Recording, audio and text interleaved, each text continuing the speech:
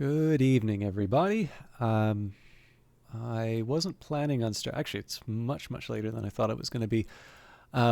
So I was trying to start around 7:30, but it took me a while to download this game. So, and then I also had the extra fun of trying to get the settings where they need to be. So I've not actually tried this with OBS on. I think I'm roughly where I need to be in terms of the numbers. But probably this is a bit of a surprising choice given that I have been playing Book of Hours for so long.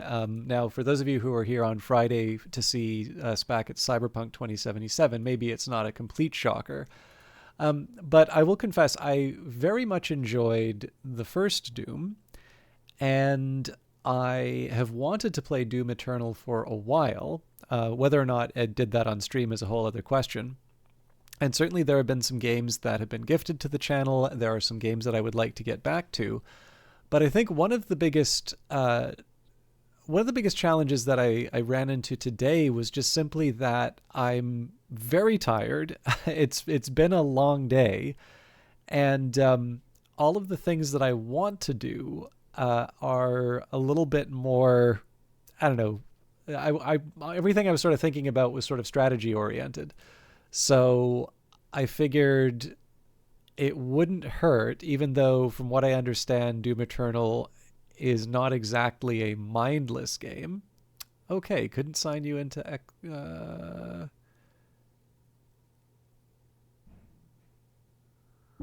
I may give this a reset.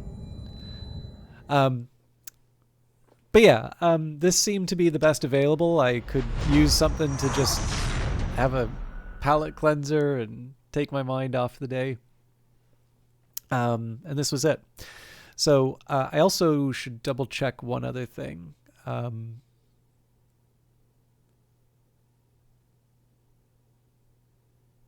Yeah, so I put a frame counter on.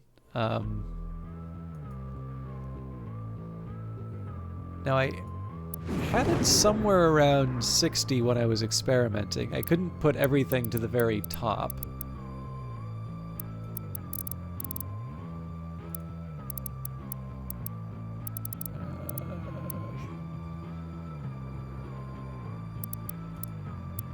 I always wondered Ultra Nightmare. This is preposterous. But yeah, so this is the big challenge, is I'm only on a 2080 Super, which once upon a time would be a very good card, but now is quite old. And I'm not going to lie, I'm not going to be getting any new hardware for a very long time, I think. I'm sure if I turned off the ray trace... Oh god, where did I put the... There we go.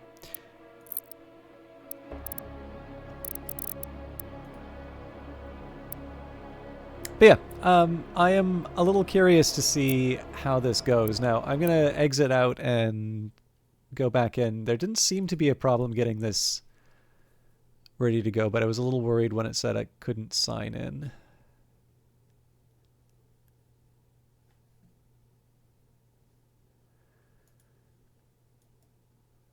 Huh.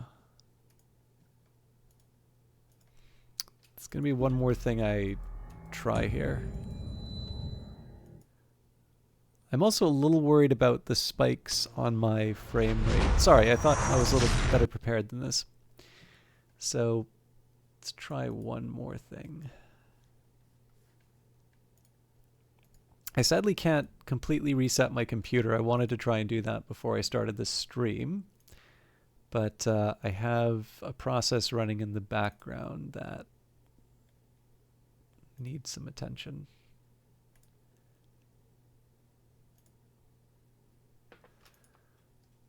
Speaking of, it's being a little disagreeable right now.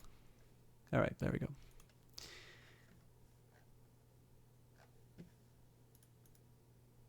So once more with feeling.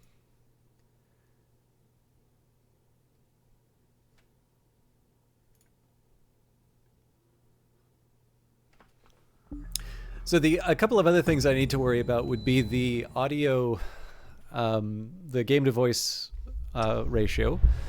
And then, number one, how to play this. I think there's a tutorial, but I also wonder if I can just hop into the game, because that was sort of the purpose behind all of this.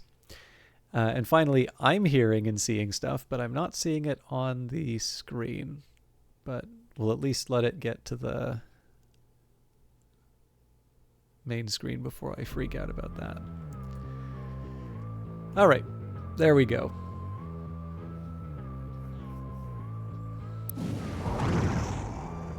Magic. So, if I go into the campaign, I believe I'm going to have to pay for the Ancient Gods, but if we do new slot... Welcome to Doom Eternal. To become an unstoppable demon-hunting machine of pure destruction, you will need to master the use of your full arsenal. Each death has something to teach you about Doom Eternal's combat loop. Every new enemy type encourages you to use more of your kit.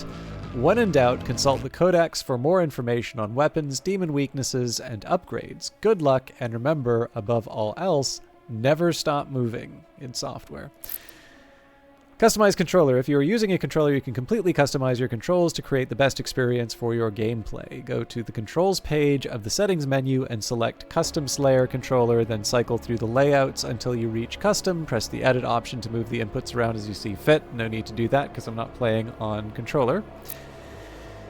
Alright, now I have in the past normally gone for Nightmare, but especially given that it's warning you, use your full arsenal, I have a suspicion that that will be a particularly trying experience.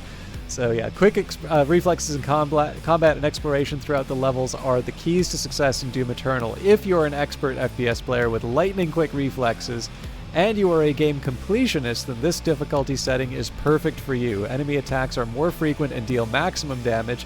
Few mistakes are allowed, and complete mastery of the combat loop is required. Ultra-violence, quick reflexes in combat, and exploration through the levels are the key to success in Doom Eternal. Actually, I'm slightly curious here, so if it's Ultra Nightmare, yes, this is Nightmare with one major adjustment. If you die, your campaign is over, and a death marker will be left behind as a reminder of how far you progressed. You can save your campaign upon completing a mission. One death and you fail. Enemies are just as aggressive in Nightmare difficulty. Okay, Ultra-Violence. If you're an experienced FPS player with great reflexes and you love exploring levels for progression items, then this difficulty setting is for you. Enemies throw power attacks more often and deal significant damage.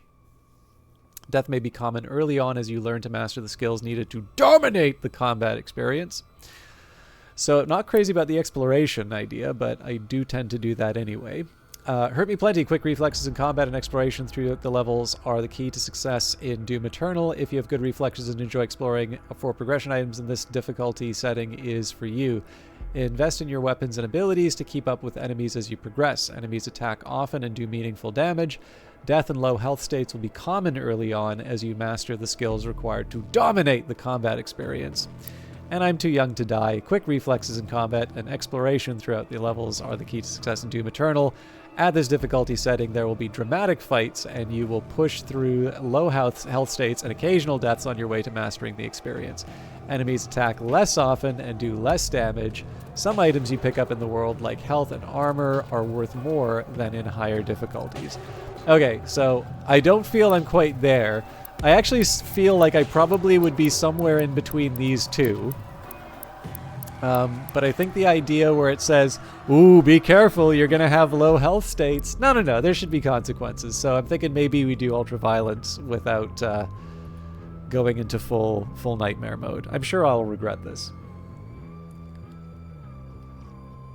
So before I start too, one thing that did interest me about Doom, I don't know if it's quite to the level of the Wolfenstein series. So I think one of the things that really caught me about Wolfenstein: The New Order was the fact that it didn't need to have as good of a story as it did, but I really thought that they did a good job with the alternate history.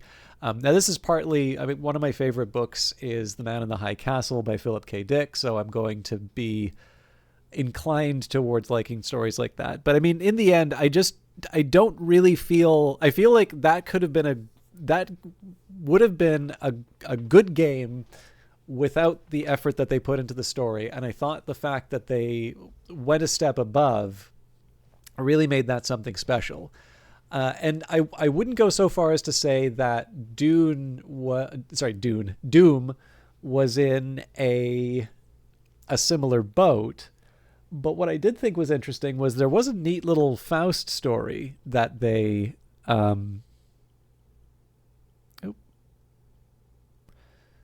I did think they did a neat little take on the Faust legend inside of it. And again, it's something that you don't necessarily need to do, but it's something that's kind of been sitting in the Doom setting since the first one. And I always like it when games do that. So, I mean, this is a sequel. They're building on the stuff that had come before.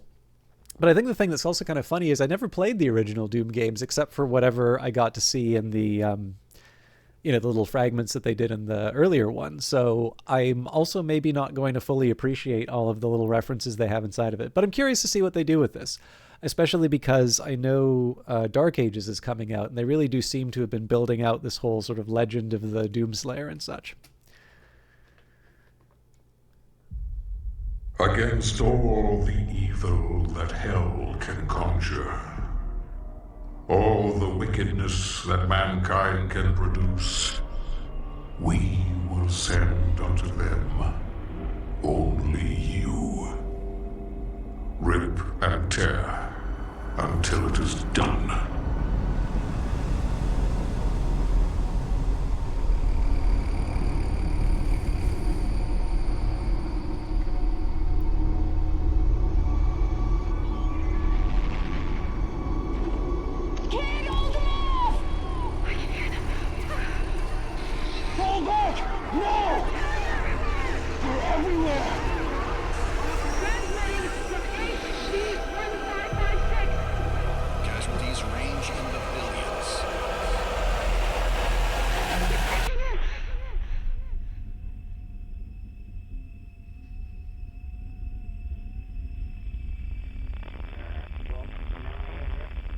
We must pray now, brothers.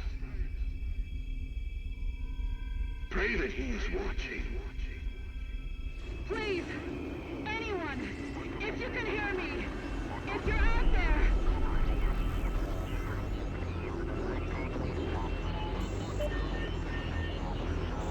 Attempting to acquire the Hell Priest signal. Nearly 60% of our planet has been consumed by the invaders.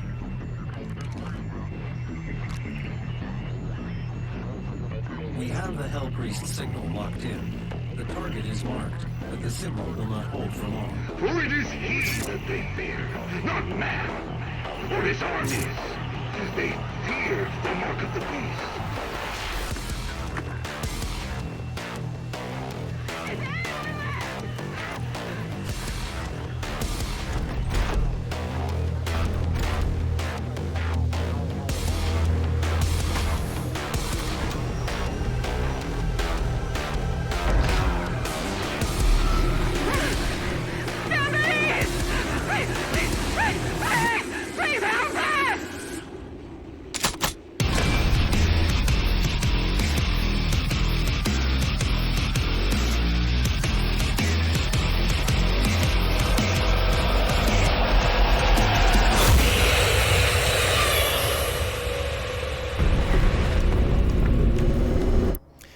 Okay, that's a perfect volume level for me playing it on my own, and a completely inappropriate one for the stream. So I think I'm going to take that down to 65.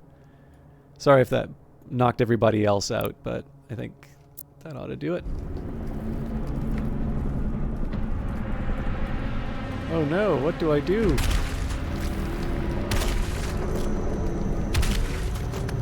I have located the priest signal. I will mark it on your HUD.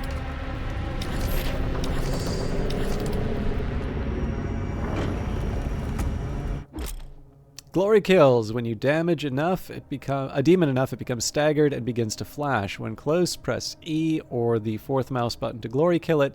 Glory killing always spawns health drops. The less health you have, the more health drops the demons spawn.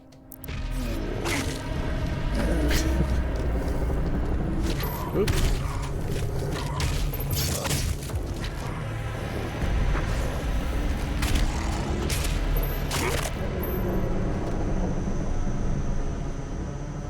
I need to pay attention to more of the baddies, I think.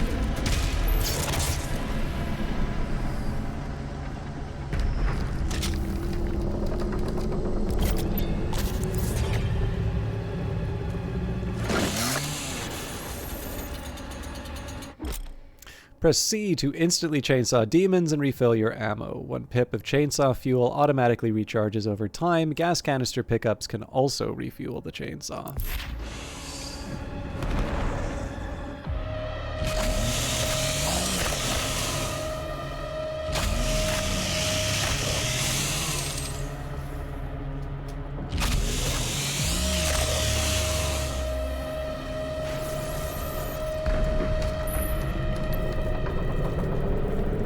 So that's a secret of some kind, but...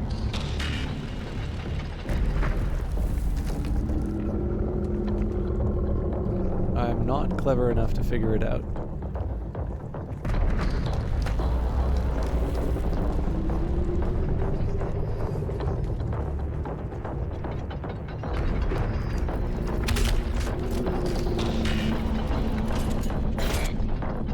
Huh. Punchables are obstacles the player can move by punching the green seal. Press space to jump in the air, press space again while in the air to double jump. Some traversals require double jumping. Okay, fair enough, but this... There we go.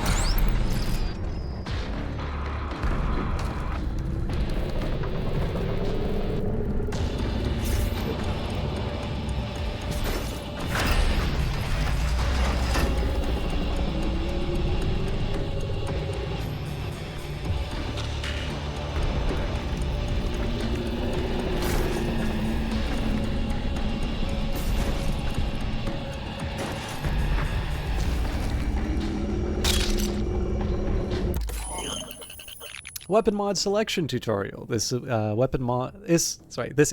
weapon mod selection screen. Interact with the mod bot and then unlock a mod for an available weapon. Use mods to expand each weapon's gameplay behavior. Okay, good for interrupting fodder demons, can give small demons at point blank range. Sticky bombs, hold right to turn the combat shotgun into a grenade launcher that can fire sticky bombs, or full auto. Hold right to transform the combat shotgun into a fully automatic weapon.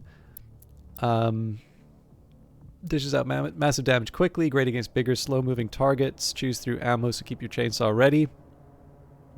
Or adds a long-range option to the shotgun. The explosion can damage multiple demons at once.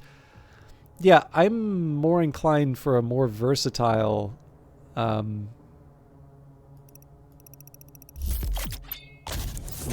weapon.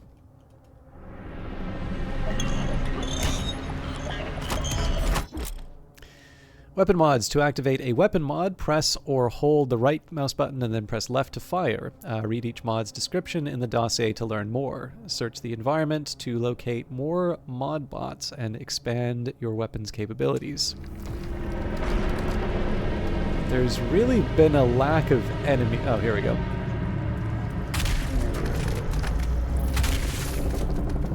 Breakables are cracks that can be destroyed to open a path.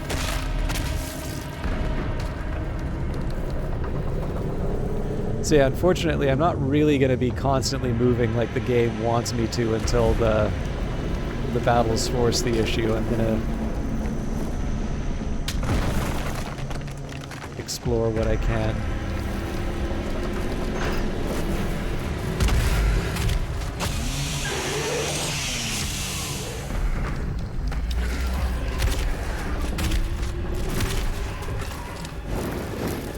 Ah, there we go.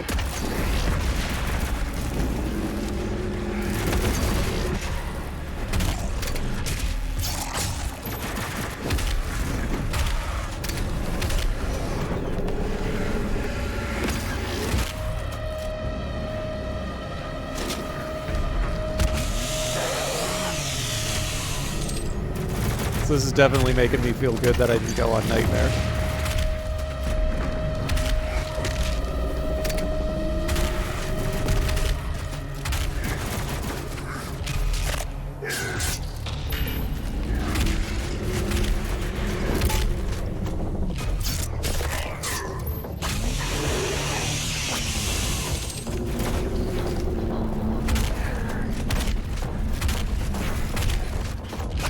They're definitely introducing the need to take advantage of the all of the material. Oh, okay, that's going to be something I need to get used to.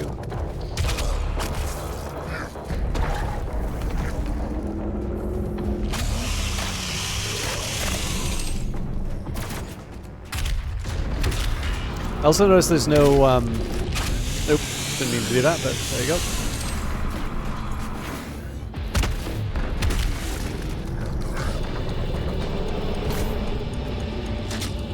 I didn't want to go there anyway. But yeah, I noticed there isn't any run either.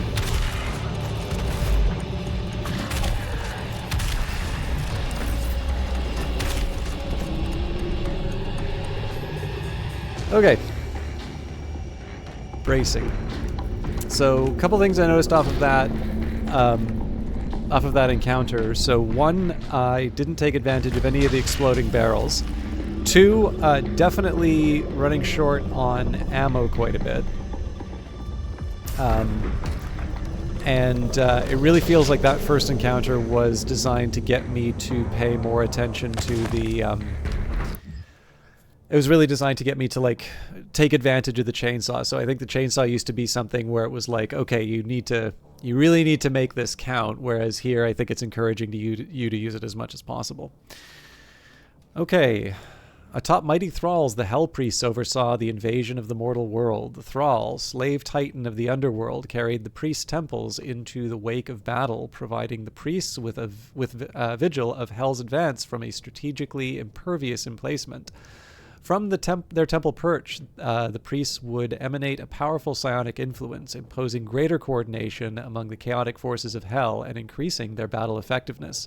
The thrall, possessing superior resilience, proved indestructible by conventional weapons, thwarting all attempts by Ark defense forces. Only by severing the priest's psychokinetic tether could the Titan be neutralized, an act that would only be accomplished by an infiltration of the temple itself. So I'm imagining we are in one of these things. Looks like we have a few others. So, Imp. Use billet weapons to stop the Imp in its tracks. Scavengers of the underworld. Imps are among the most common beasts found on the scorched surface of the hellscape. Lesser demons of hell, the Imp possesses limited intelligence driven only by a hunter's impulse to seek out prey, a task for which the Imp is naturally suited due to its innate capacity for violence.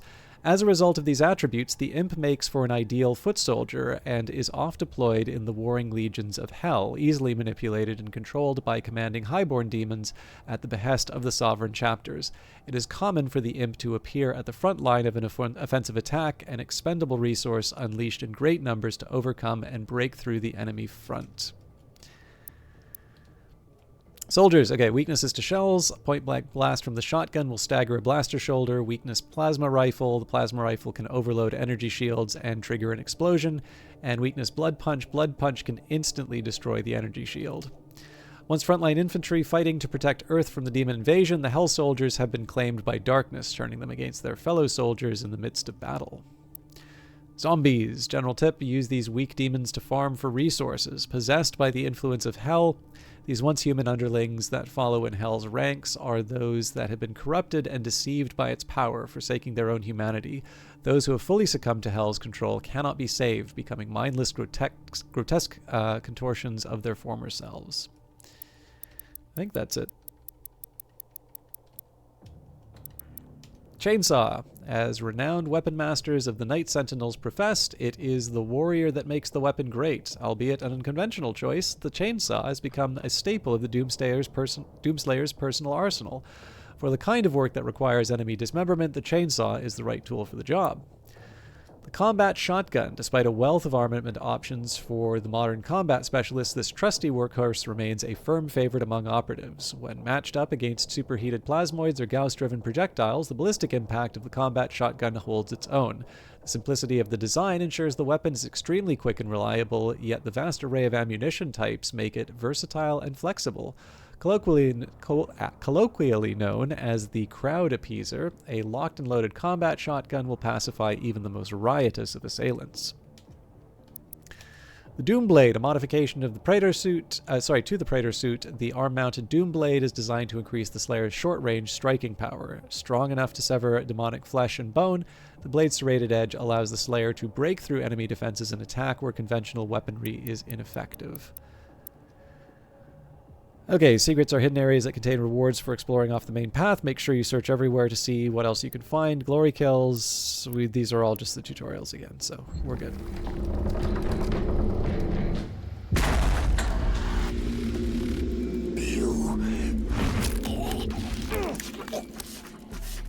My soul remains guarded. You can't.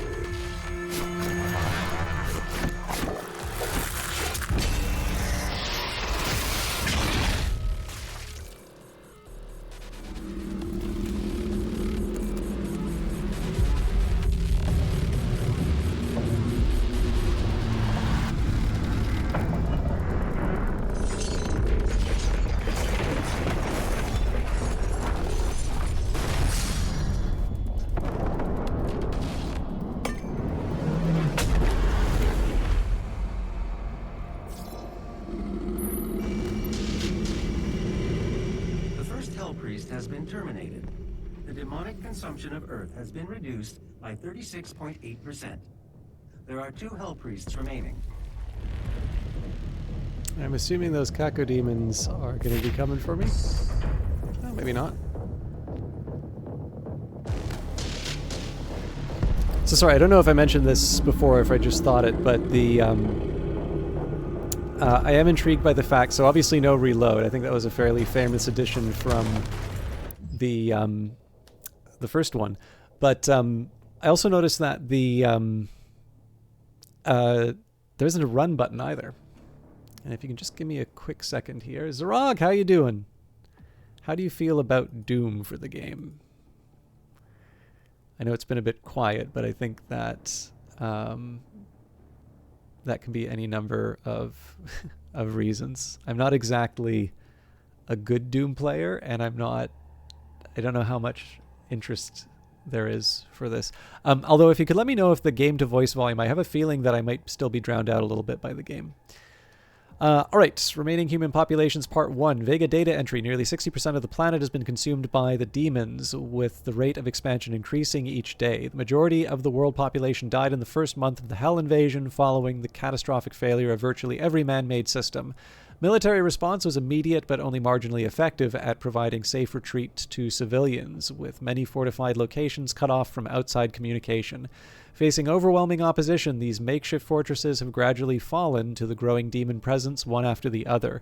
Large portions of the Earth's surface have become uninhabitable, with swarms of demons scouting the globe and most regions suffering from an atmosphere that has become infected and poisonous by process of some form of alien terraformation.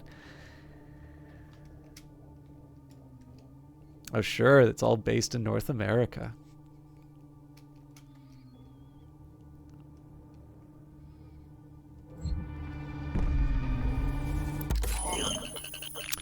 Alright, so presumably I'm not switching to full... Well, I mean, I guess I get to do both if I want, but I'm already running low on ammo, so sticky bombs, if we do the upgrade... well, does it really say what the additional... Quick rack and bigger boot... Okay, I think I understand what those are.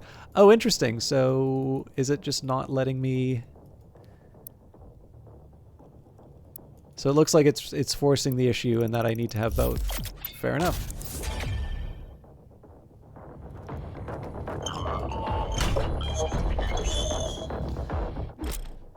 Weapon mod swap. Press F to swap weapon mods. You can swap weapon mods during combat to fit the current situation. How about let's not do that?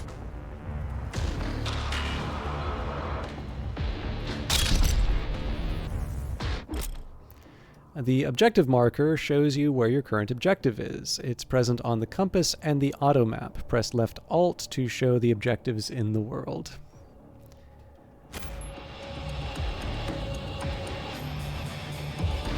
Yeah, so I'm getting this as being a little too loud for me, but I could be wrong. Do feel free to let me know if it's if I'm getting overwhelmed.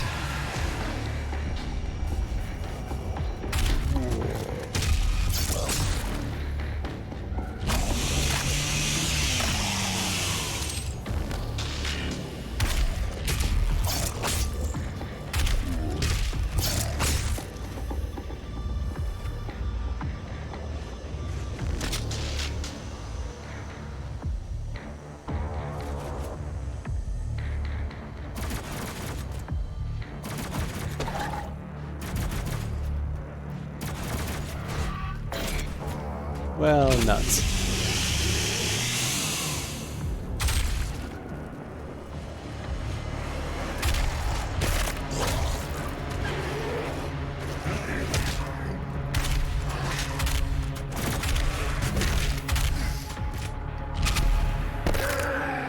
I think the only thing I really accomplished doing that was losing my armor, but...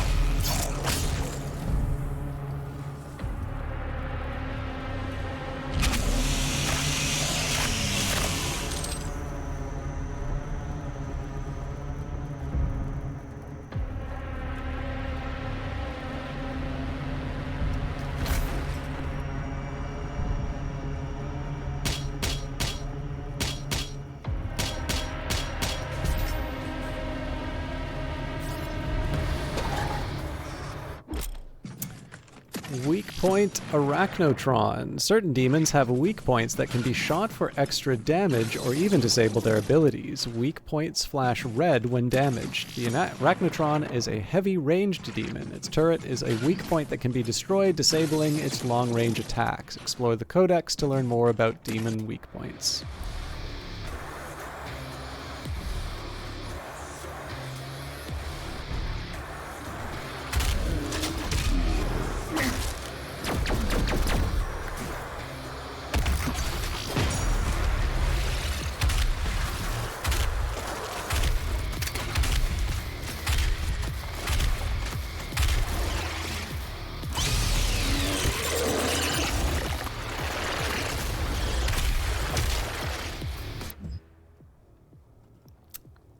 Slightly too loud if you...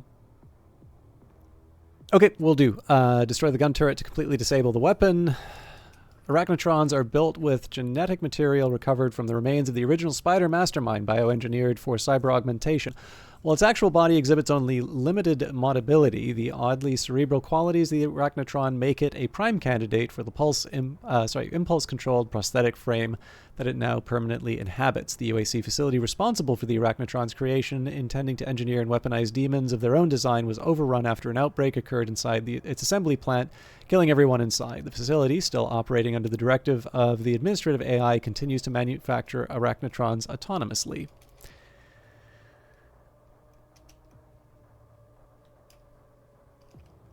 And Cacodemon fire a sticky bomb or frag grenade into its mouth to trigger a stagger, and weakness Ballista. The Ballista does bonus damage to flying demons. Hunters of the Slothlands, the Cacodemon lurks the bottomless and murky depths of hell in search of easy prey. An aimless wanderer, the Cacodemon is mostly devoid of cognitive ability, sensory awareness, and otherwise commonly occurring impulses. Driven only by a singular desire to feed, the Cacodemon, is likely to appear wherever there is flesh to be consumed, bringing with it an insatiable propensity for hunger. It is said that a Cacodemon bears some resemblance to the cyclopic titans of ancient hell lore, leading sentinel scholars to believe that the forgotten titans may yet live on in some disembodied form. Alright. I'm going to try 55, but if you don't mind, Zerog, I know your job is not to monitor the stream, but just let me know if it's too far one way or the other.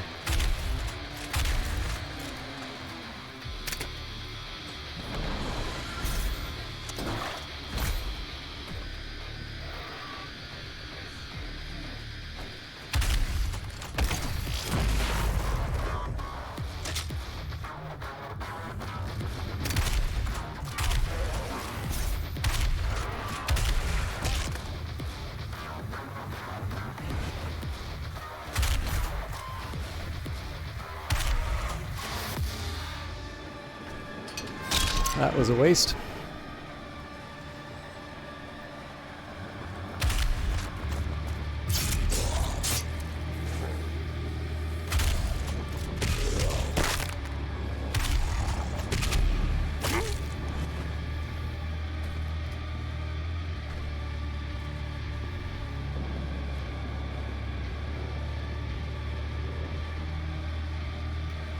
So these are the sorts of places that make me think that there'd be some sort of a secret, like particularly on top of the building here.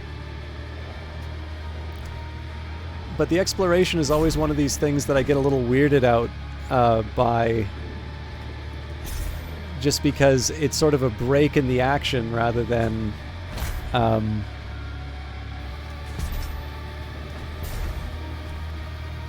than forward progress. I'm sure I'm overthinking it, though.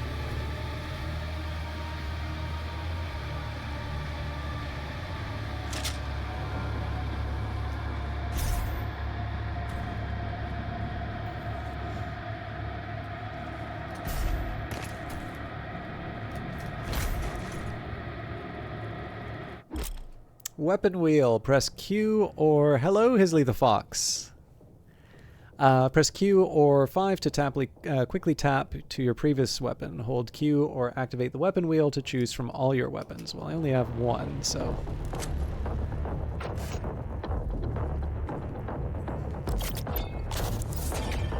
Zrog's been doing the Lord's work as far as the game to voice volume is concerned. It might still be a little too hot, although we did take it to 55, so if I'm being overwhelmed, please let me know and I'll adjust.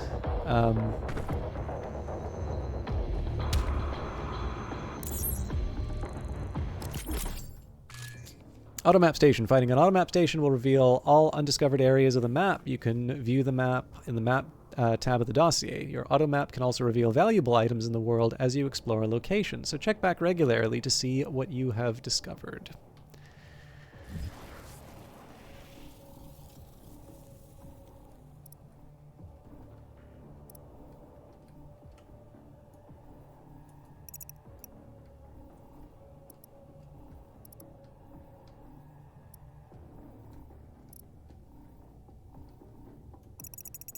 So it's showing me a lot of stuff I've already found, which I guess means that this is one I haven't found yet. Not sure if I'm compelled to go back there yet, though.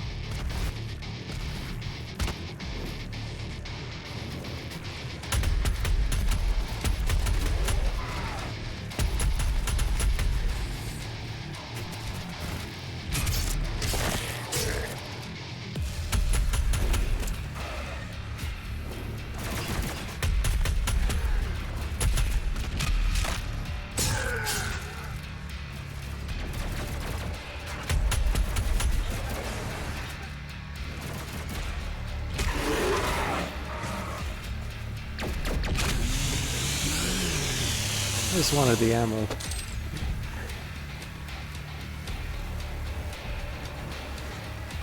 I wonder if those mannequins are intended to like freak me out a little bit so that I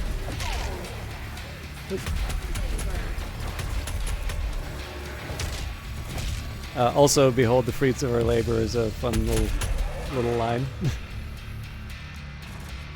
But yeah, I was always wondered if those are I was wondering if those were intended for me to freak out and shoot at them. So probably up and above.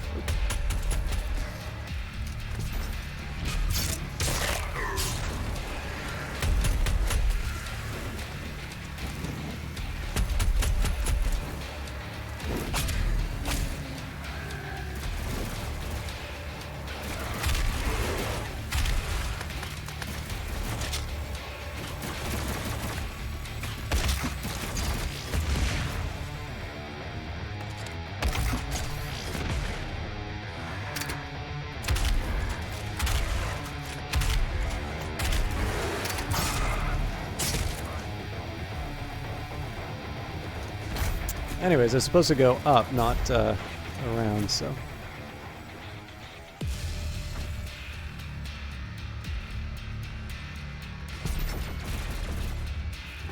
How rude.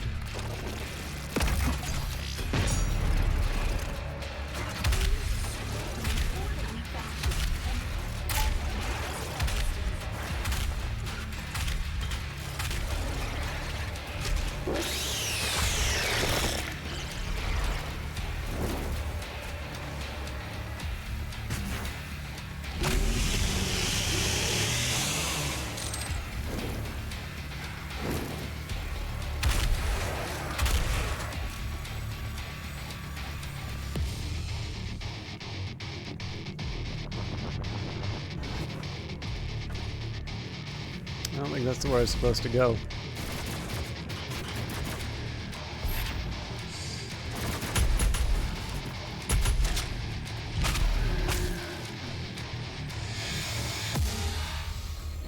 I am determined to find this secret. Can't just dangle one of those in front of me and then...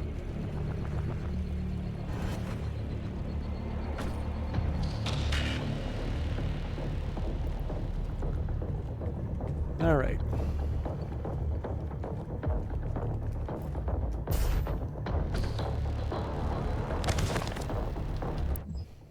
Remaining human populations. Vega data entry. Although several 100,000 more were safely evacuated out of orbit in the mass exodus following the invasion, the expected odds of survival is considered unlikely for many of these lifeboats carrying cryogenically frozen passengers.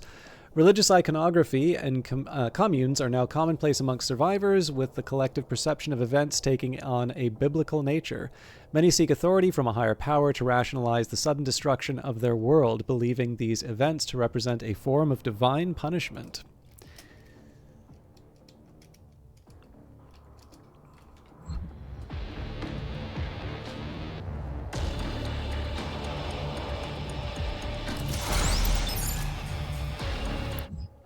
Extra lives. Extra lives immediately revive you if you run out of health. Once you run out of extra lives, losing all your health will send you back to your last checkpoint. Interesting.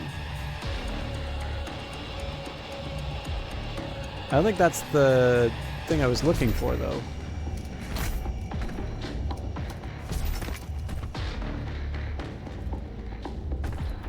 Yeah, that's still a mystery.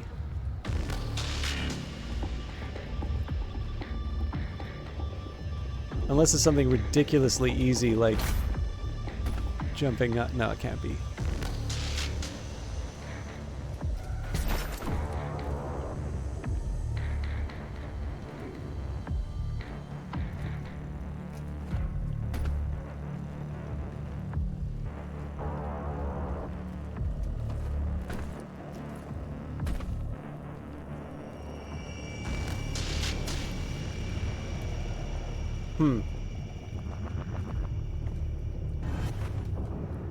Okay, well clearly that's not the way.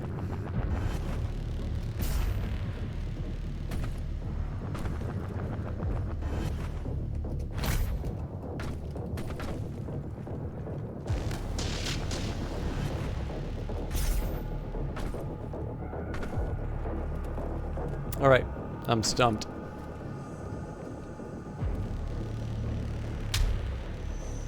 Unless there's some kind of a broken wall that I'm not thinking clearly about.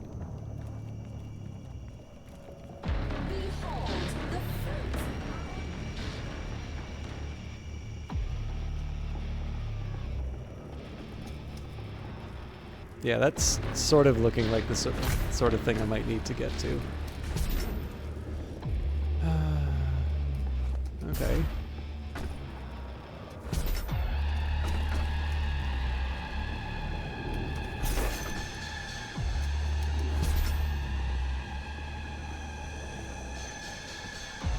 Oops.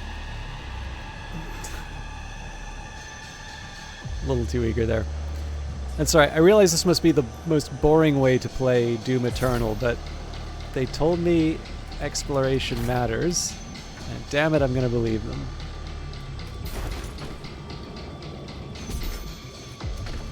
Okay. Either I'm misunderstanding the double jump, or I'm doing it. No. Alright. So down here... Ah, there we go.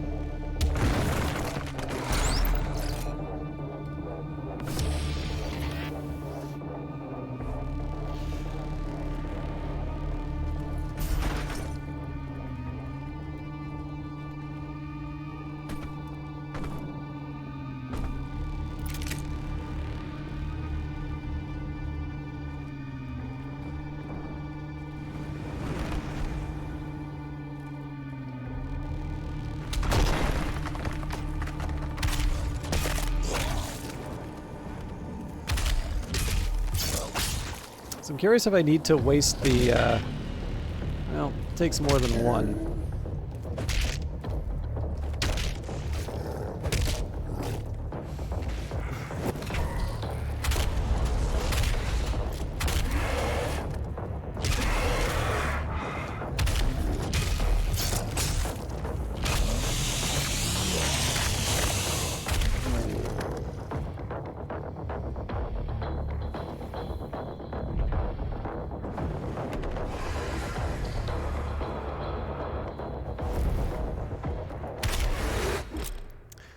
Slayer can attach to pitted walls by pressing E or mouse button 4. Climb by pressing WAS and D. Look around and jump to another location.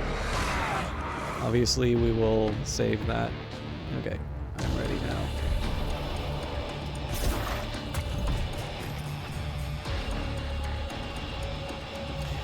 My favorite, though, is going to be when they throw some of those at me, and I don't remember I have the ability to do that.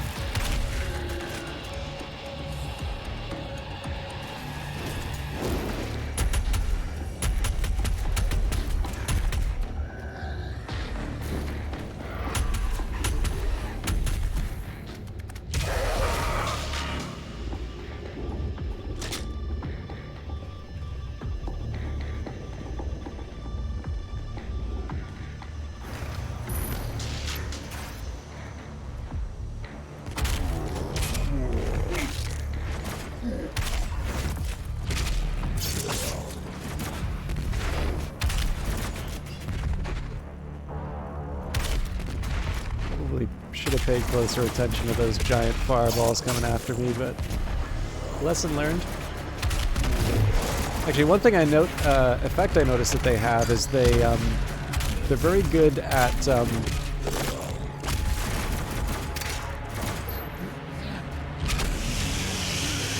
stopping me from doing random movement through the level. So I tend to find when, you know, it encourages you, okay, move all over the place. One side effect of that for me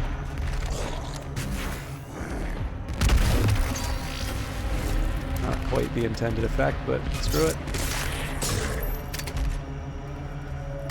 The cleansing of Earth is a necessary step on the path. So I'm guessing there isn't a way for me to handle those, but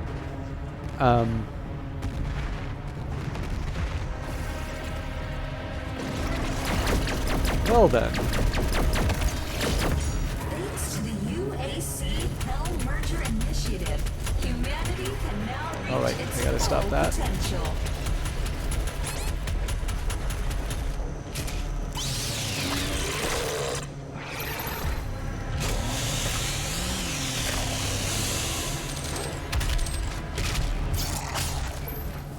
So one thing that's interesting about that is just how quickly I was able to get back up on my feet, which is encouraging.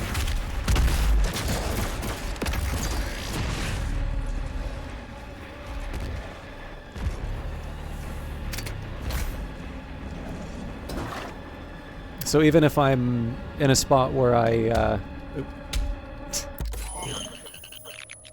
Alright, precision bolt, hold right to bring up a semi-automatic loader that fires high-precision, high-powered rounds, or micro-missiles. Oh, I like the micro-missiles. Hold right to activate a twin rack of missiles that can be fired and seek toward targets. Oddly enough, though, I think the precision bolt's more appropriate.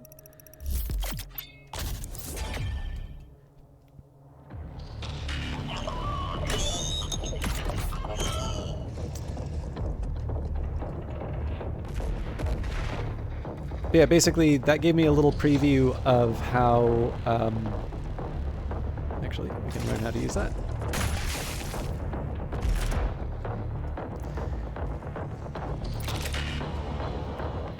You can kind of afford to go high risk, it seems, as long as you keep an eye on the glory kills. Frag grenade. Press left control or middle mouse button to launch a grenade, which explodes after landing on the ground. The explosion damages and falters any demons hit by the blast. Combo it with other weapons. The frag grenade gradually recharges over time.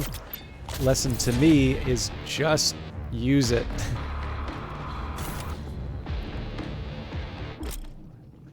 Weak point, Cacodemon. The Cacodemon is a pressure demon with a powerful close-range bite. If you fire a sticky bomb or frag grenade into its mouth, it instantly staggers. Explore the codex to learn more about demon weak points. I messed up.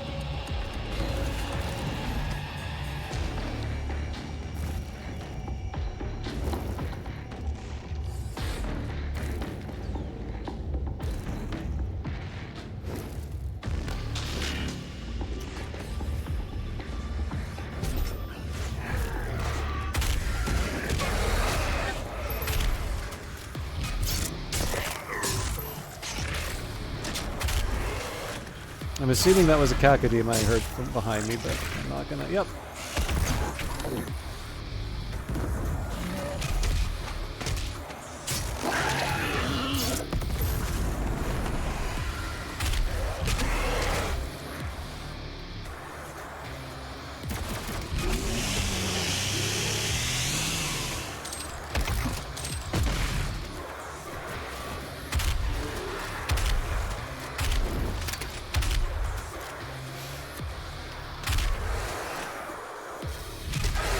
Third time's the charm.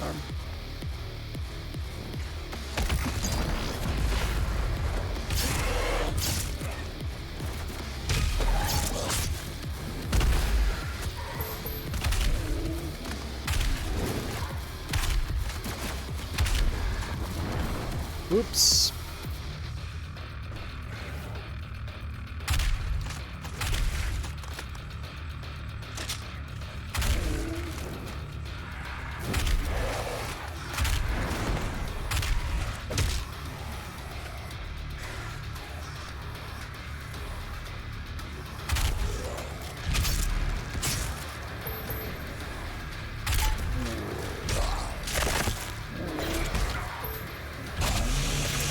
Meant to do that on the imp, but we'll make it work.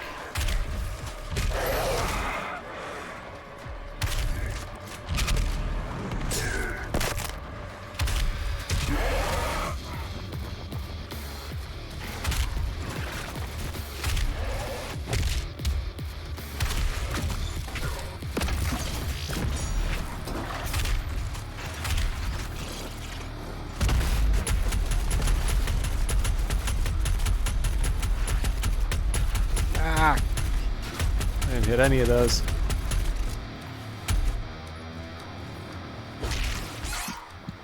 You kidding me? I thought I was supposed to be glory killing it. This is a pickle.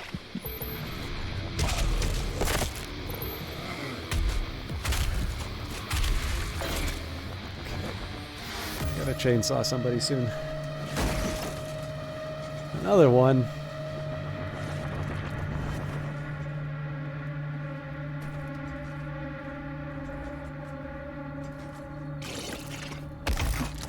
Oh, sneaky.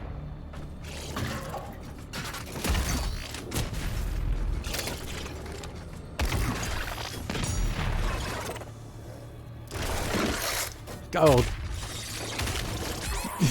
You gotta tell me that a little close now.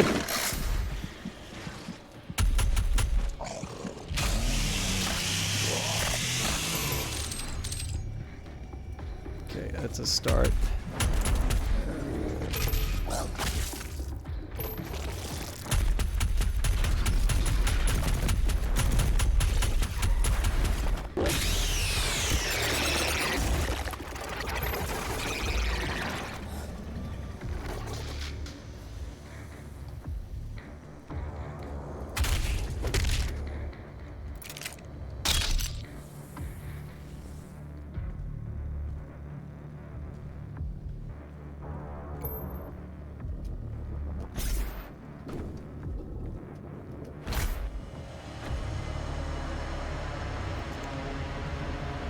Never noticed the mech before.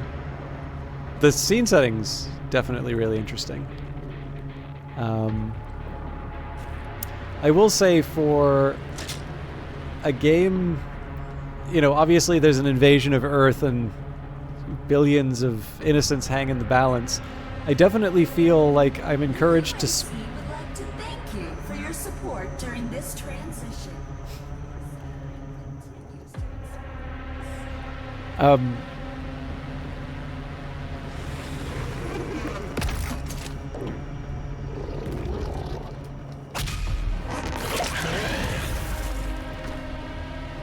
Yeah, I'm not quite sure how I'm supposed to handle stuns when they're over a pit of lava, but we survived, so...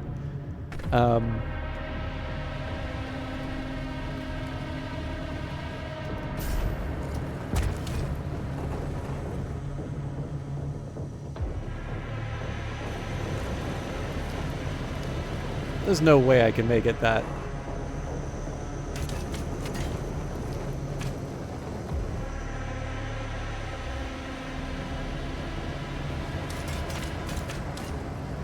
That is a heroic jump they want me to make. But I don't see any other options, so...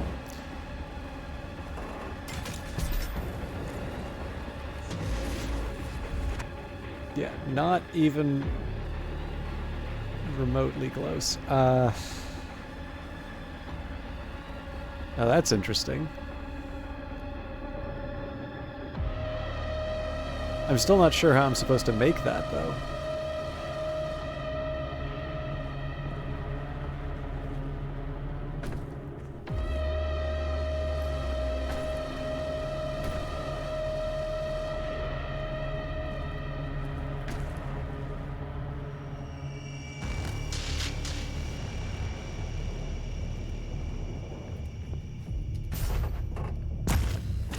So the other alternative is there's some sort of controller to move this thing, but I don't see that either. So presumably we go around the side and see if we can make this work.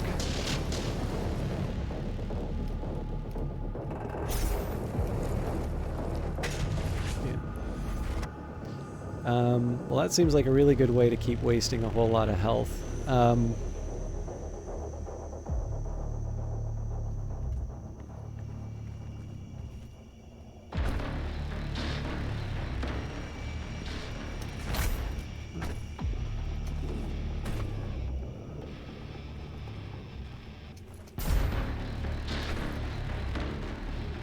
Oh, now that's interesting. Okay, so I guess this means I'm committed. Do I really want to potentially risk more?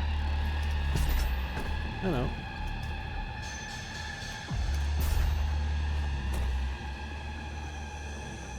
Yeah, it doesn't look good. All right.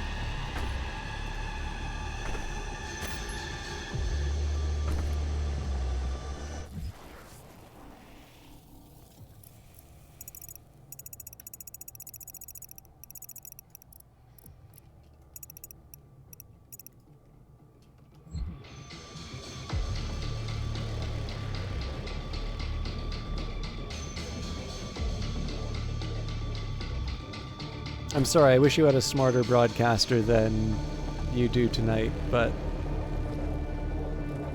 Now, I kind of find it hard to believe that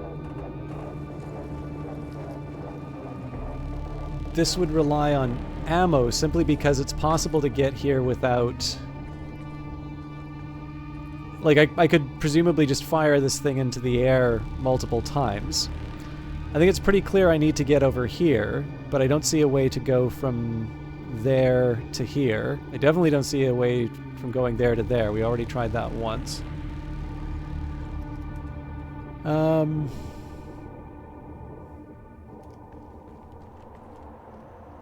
This is the sort of point I'd actually be willing to possibly look up a solution, except that this is so early in the game.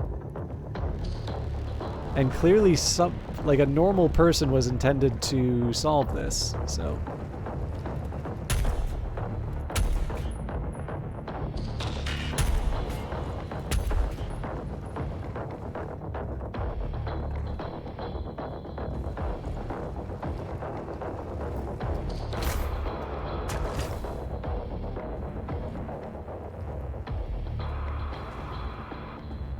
Okay, so if I go ahead all the way down.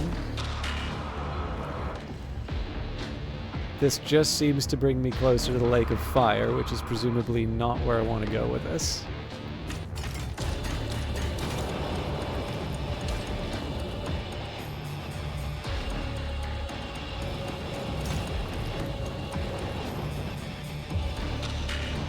Actually, you know what? This could be even... Yeah. So, if I'd been thinking, I could have just climbed up like a normal person. Alright, well, lesson learned.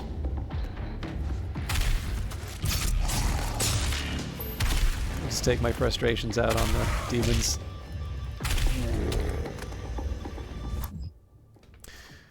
Vega data entry. Following the total collapse of international civilization, nations and boundaries as we know them have ceased to exist. A handful of remaining bureaucrats, government officials, and military leaders have managed to survive by use of protective bunkers kept secret to the greater population. Convening under the flag of the Allied nations, this governing body represents all that remains of the rule of law, forming what would essentially become a single world government. Military bases in communication with the AN have made efforts to regroup and centralize their areas of command, establishing fortified safe havens for survivors, stockpiling food and scavenging for supplies. Only proprietary military use communications remain functional, enabling military entities under command of the Allied nations to coordinate in humanitarian aid and defense operations. By 2151, the formation of the Ark has taken the highest priority and is considered to be, in all practical terms, the last hope for humanity.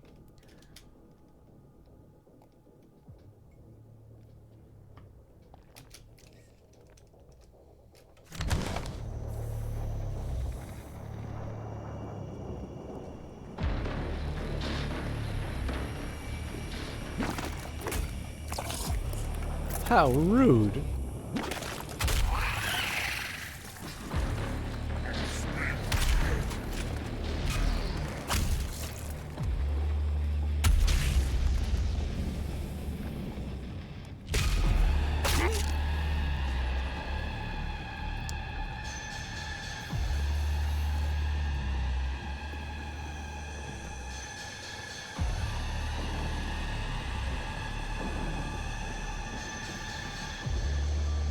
Let me run around here for some reason.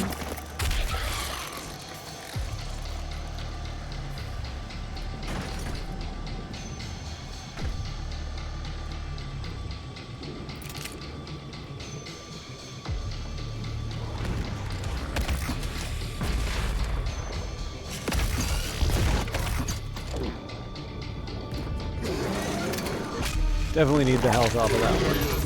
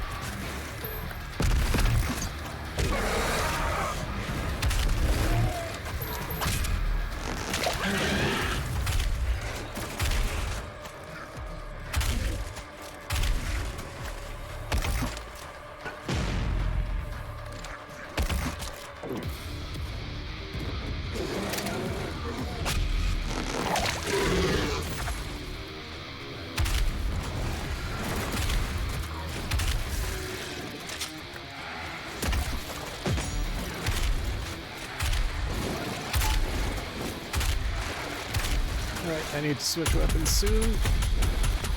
Not good.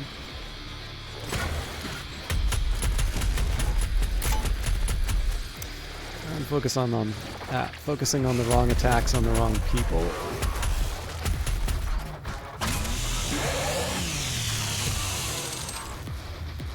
So, I'm gonna try and throw a grenade at the Caco Demon when I can. That did not go according to plan. What? Oh god. The future. To suffer is to be present. Give me help!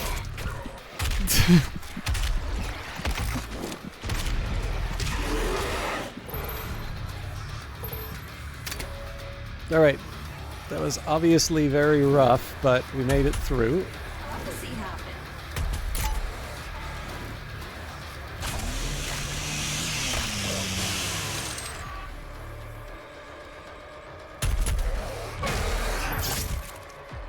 And we're back to full health. For a minute at least.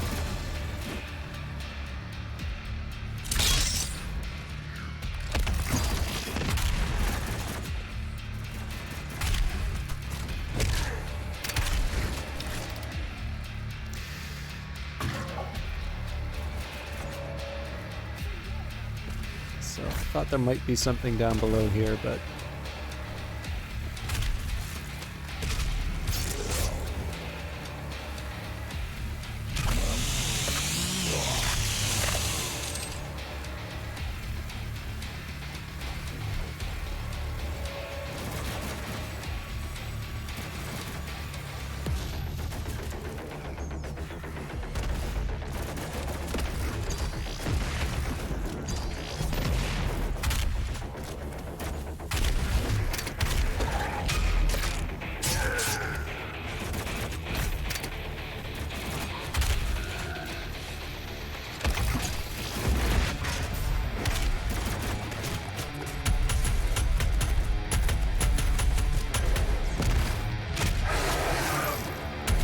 So one of the weird things I'm finding about this is that it's a little difficult to be gentle with them, so that they give you the health. Although they are reasonably generous in the time that they give you to do the coup de grace.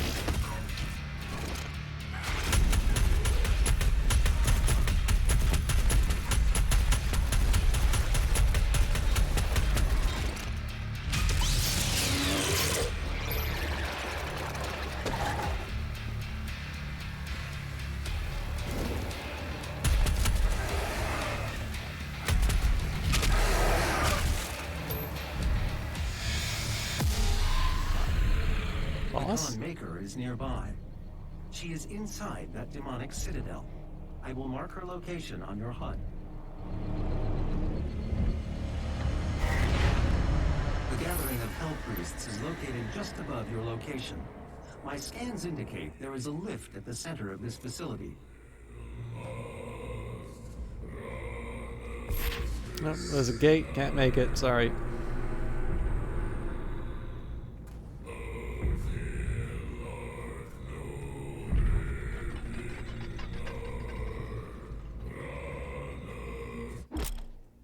Fast travel. Fast travel allows you to teleport to predetermined points in the map. Use it to find additional items and complete optional encounters. Fast travel unlocks near the end of a mission. Access fast travel in the map tab in the dossier tab.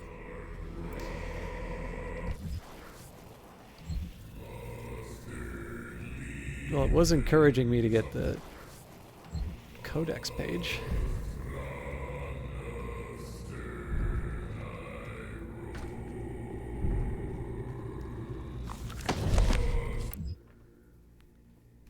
Or as we like to call them in Canada, heck priests.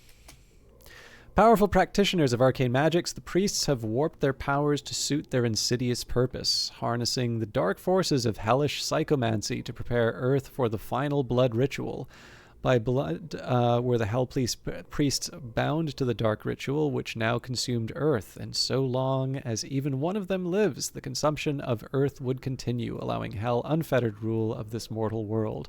Only by destroying the priests can the blood ritual be stopped and the Earth saved.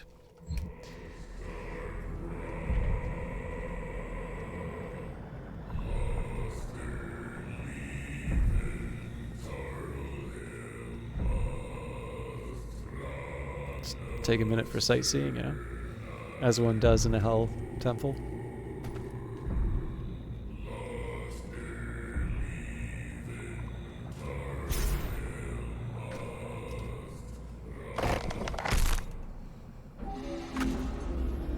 Maker is present at this gathering, but when outside of her domain, she is by all accounts indestructible.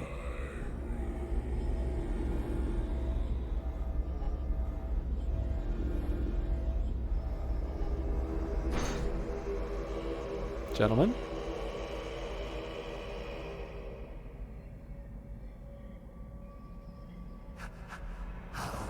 this be? No man can pass through the gate. It is...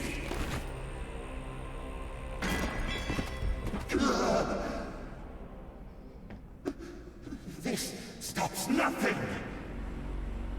The sacrament of this world to the great Khan Maker will be made, and the energy will be restored once again. As it is written, from the souls of the non-believers! You will not save them from their judgment.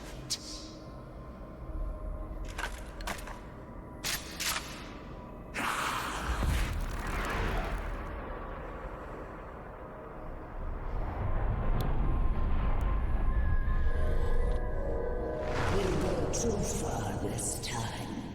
You cannot interfere.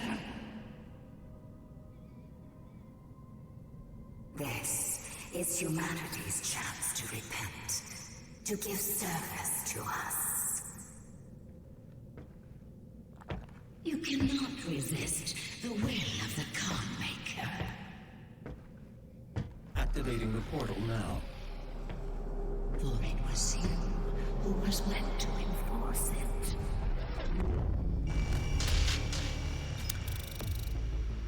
See, they had a perfect opportunity there when they, no man can get past the gate.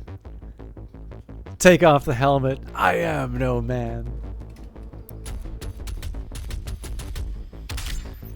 Okay, so missing a codex, a toy, and a cheat code. And I have absolutely no idea what the event is, but cool. Okay, obviously I haven't been as very active with chat, and I don't even know if there's as much interest in seeing me do Doom Eternal. I don't mind carrying on with it for a bit, but I'm going to take a small break just to maybe get a refill of my tea, if you don't mind. And if you, I don't know, if you're feeling like something different, I'm open to changing it up, or I'm also open to doing this for a bit more of the evening. But either way, I'm going to take a small break, and then we will be back for some more, presumably Doom, in just a moment. I'll see you in a bit. Well, that's not going to work.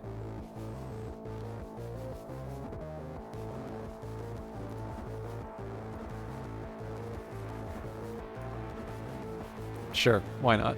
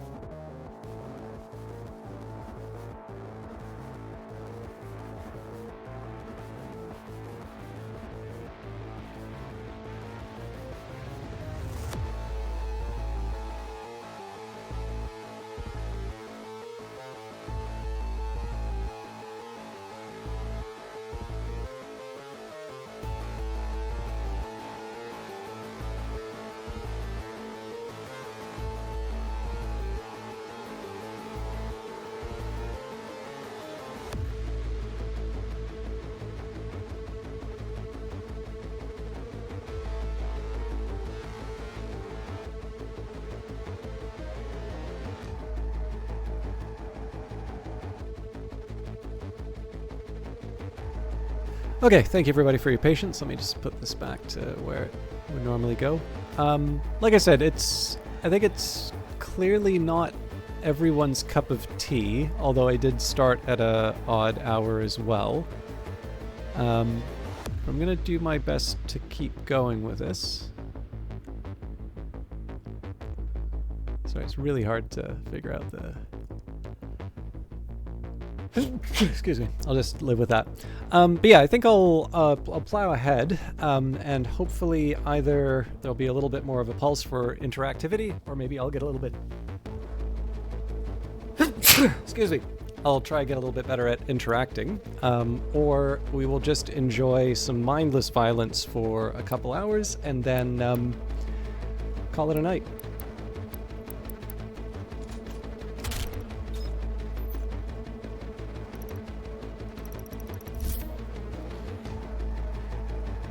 Playing with cheat codes through mission select does not disable progression, allowing you to use them to complete all aspects of the mission. However, Slayer gates are disabled when using a cheat code. Yes, I'm still not 100% clear on what those do, but...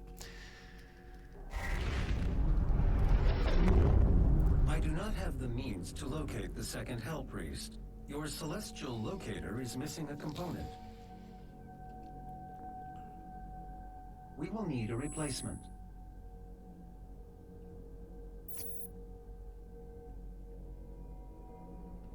I've completed the redesign of your equipment launcher. The flame belch is now ready for your approval.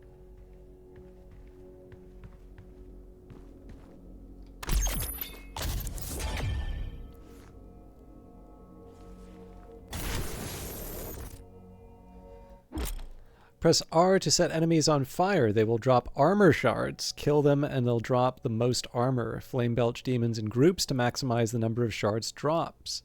Flame belch gradually recharges over time. That's a really good idea.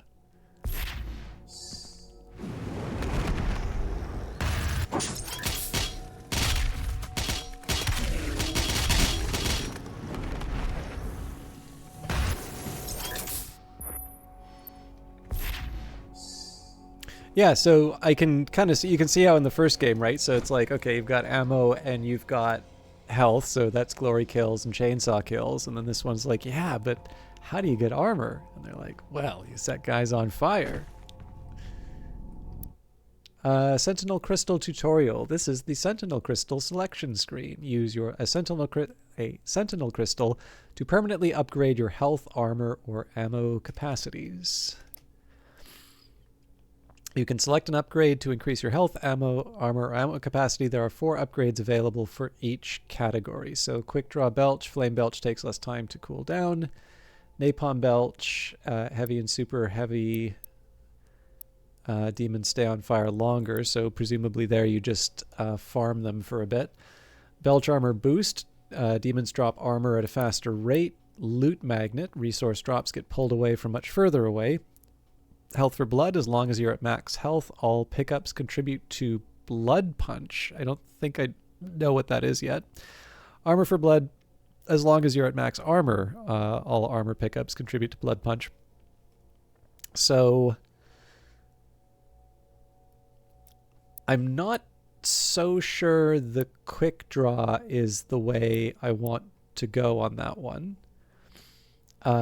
And that's just because for consumables like that, I tend not to use them enough. I'm going to try and get over that on in this game, but maybe the armor. And then I guess the question here would be, do I do more ammo or do I do more health? And I guess in this case, I'll maybe do more ammo because I've been able to get by with enough health, but I have had a couple of times where it warns me about not having enough ammo.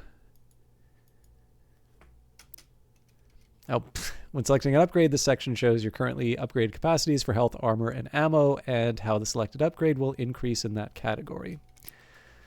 Unlocking 2 linked upgrades also gives you a bonus upgrade. Consider the bonus upgrade when selecting your Sentinel Crystal upgrades. Okay, I can definitely live with some health and ammo, so I am redoubling on that effort.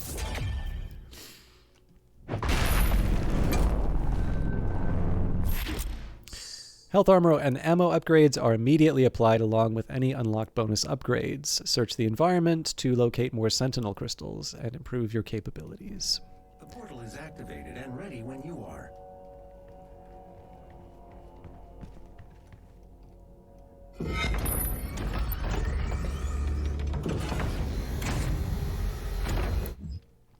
ARC Broadcast Log 1. There are reports coming out of the quarantined hellified zone near the San Andreas Chasm. Satellite imagery show that ARC personnel believe to be the legendary Doomslayer himself fighting the mortally challenged. The Doomslayer, or Doom Guy as he is sometimes referred to, was thought to be a myth of the Resistance, a sort of avenging angel. He was last reported to be seen on Mars and is allegedly responsible for the destruction of the Argent Tower there. He disappeared soon afterwards. The UAC continues to deny all reports of his existence. We will continue to broadcast new information as we receive it.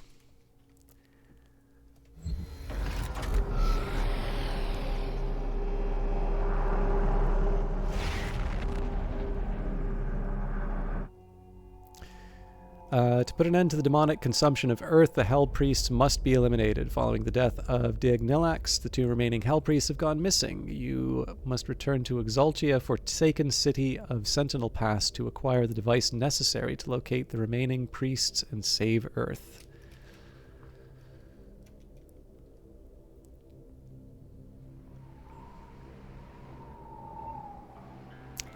I don't know about the colors in the top right corner, but they're very pretty. Okay, so presumably this is reminding me that I've got the ability to... Actually, yeah, this looks great. This is reminding me that I have the climbing ability.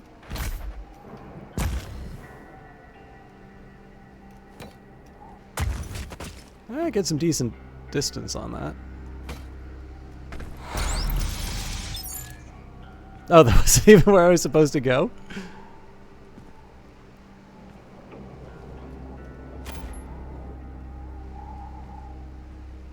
Fair enough. Do get a bit of a jump, it seems.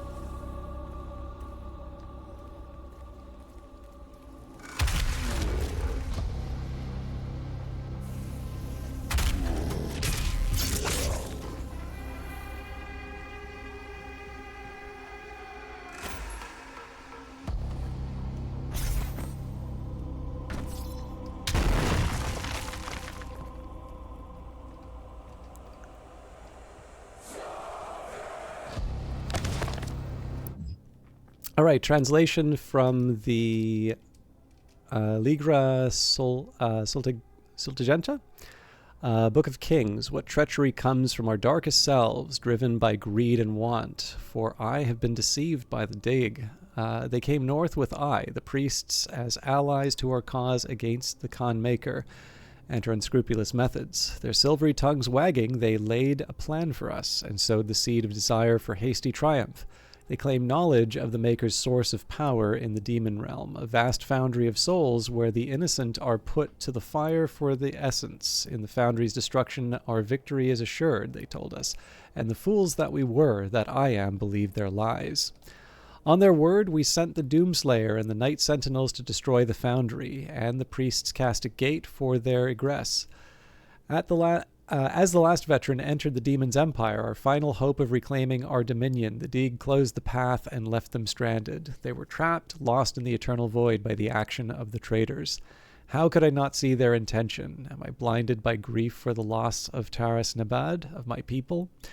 We have fled again, with barely a legion of the Night Sentinels left to protect us. The Dig are gone, returned to their mistress. May the race forgive my failure.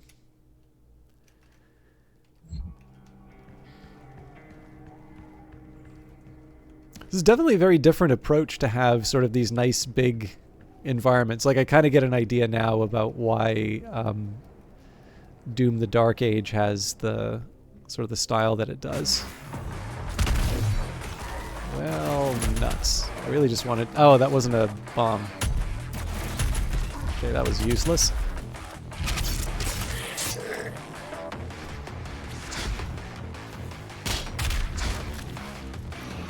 this will give me a chance to set him on fire. Gargoyle, blasted out of midair to instantly trigger a stagger. Like their imp brethren, the gargoyle is an agile, relentless pack hunter. Native to the Sentinel world, this beast has plagued the Sentinel Guard for centuries. As one of the few demon breeds that could bypass the walled defenses of Sentinel Prime, the gargoyle could appear without warning and claim hapless townspeople before disappearing into the wasteland. Only the most skilled marksmen of the Night Sentinels could intercept this aerial threat, a peril which demanded an ever-vigilant watch over the city's perimeter.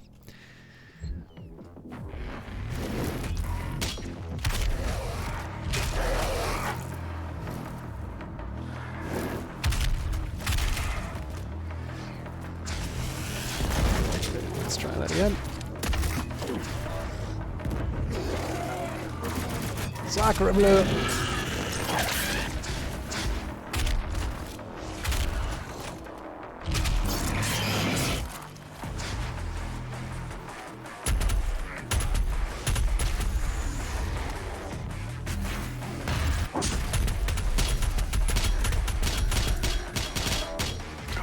God damn it.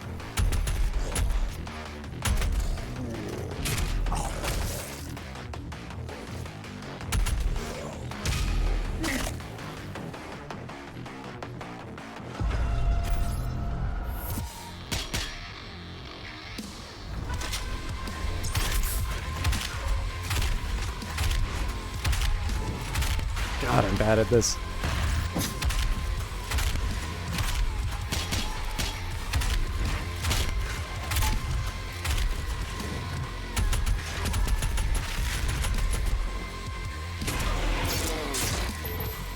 Alright, so I'm going to need to work on those. Hell Knights. The chain gun can quickly falter this demon. The Hell Knight, warrior beast among demons, has earned its place over the millennia in service of the eternal archdemons, as imposed by, or maybe archdemons, as imposed by the sovereign houses. Hell Knights have long served as barbaric enforcers of the netherworld, impelling lesser demons by way of brutality. Rare among demonkind for its innate regard for primal orders of hierarchy, the Hell Knight exhibits adherence to the prevailing rule of its demon lord masters. Requiring little compulsion on behalf of its highborn masters, Hell Knights readily serve the elder Hell Gods for the extent of their lifespans, reaping great satisfaction in the way of war and desecration.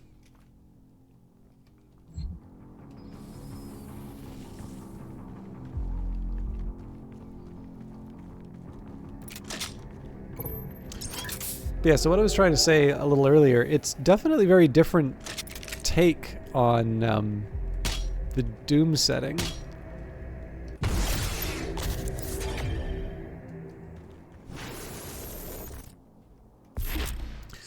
Blood Punch is a melee attack that deals extra damage. Glory Killing fills the Blood Punch meter. Once charged, press E to unleash it.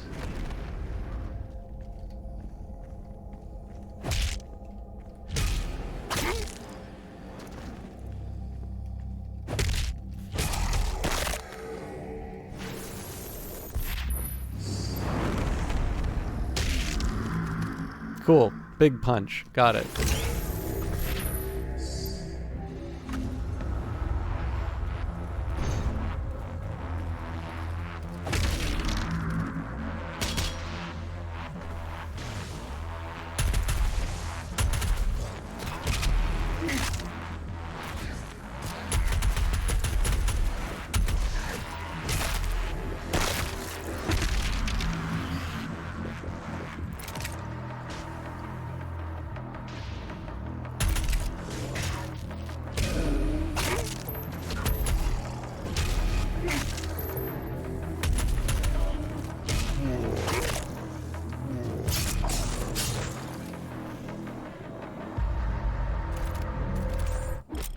Runes. Runes enhance your abilities or enable new abilities. You have limited rune slots, so choose the runes that fit your playstyle.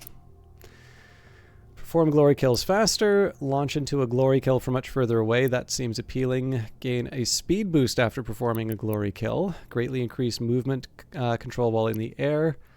Increases how long enemies remain in a stagger state. Tempting. Survive one death blow and briefly slow down time, giving you a chance to recover. The rune recharges on death.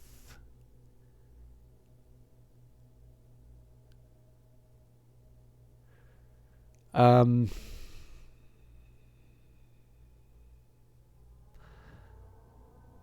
can see myself taking this, but I'm a little unclear when it says recharges on death, because like if I only get one of these things full stop, I'm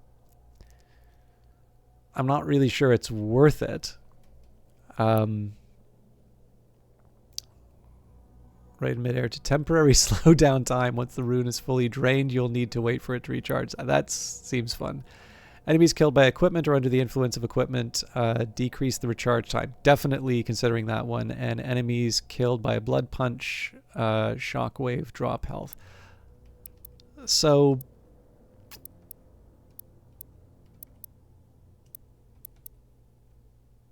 there's a few here, but I actually kind of like the idea of getting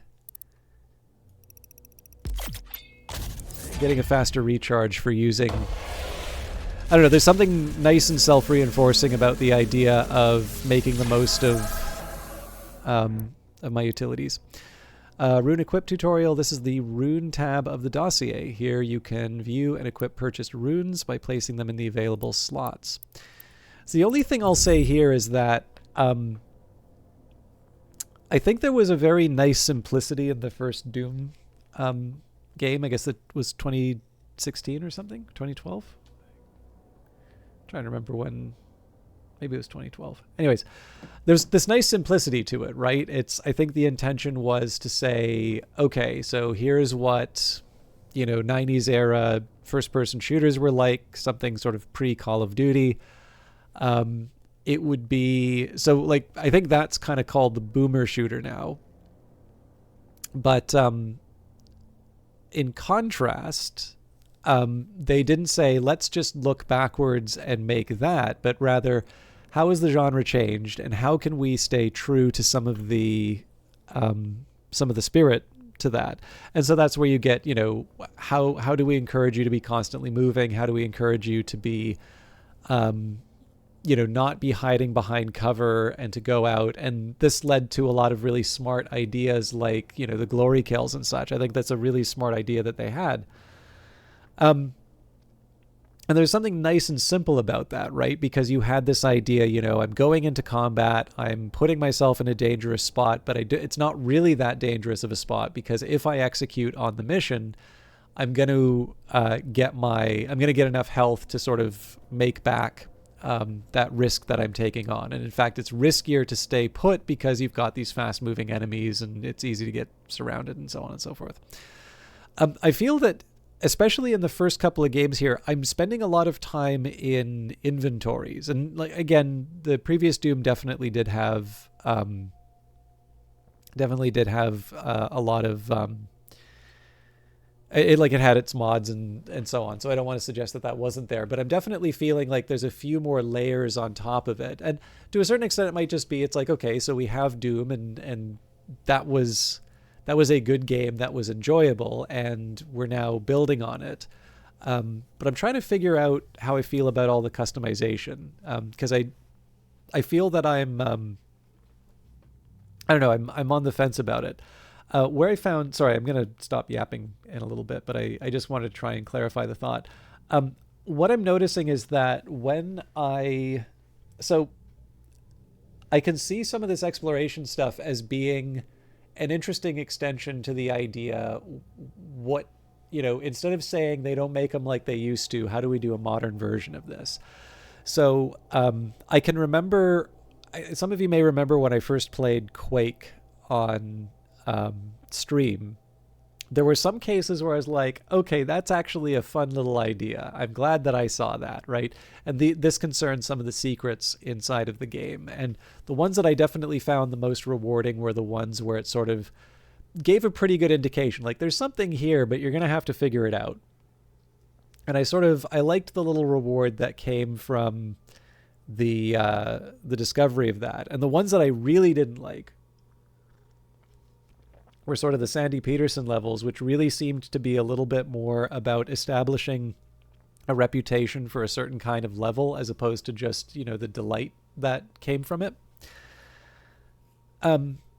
So I was taking this idea that, the time that I was spending, like I said, it's a little funny that you've got billions of people under threat from the forces of hell, but I'm now taking some time to do some sightseeing. And of course, now we're in, obviously this is a level with enemies inside of it, but I think there's probably a bit more eye candy and the dreaded word world building happening in here as well. But I think that there's something kind of neat because it's a really visually very attractive game.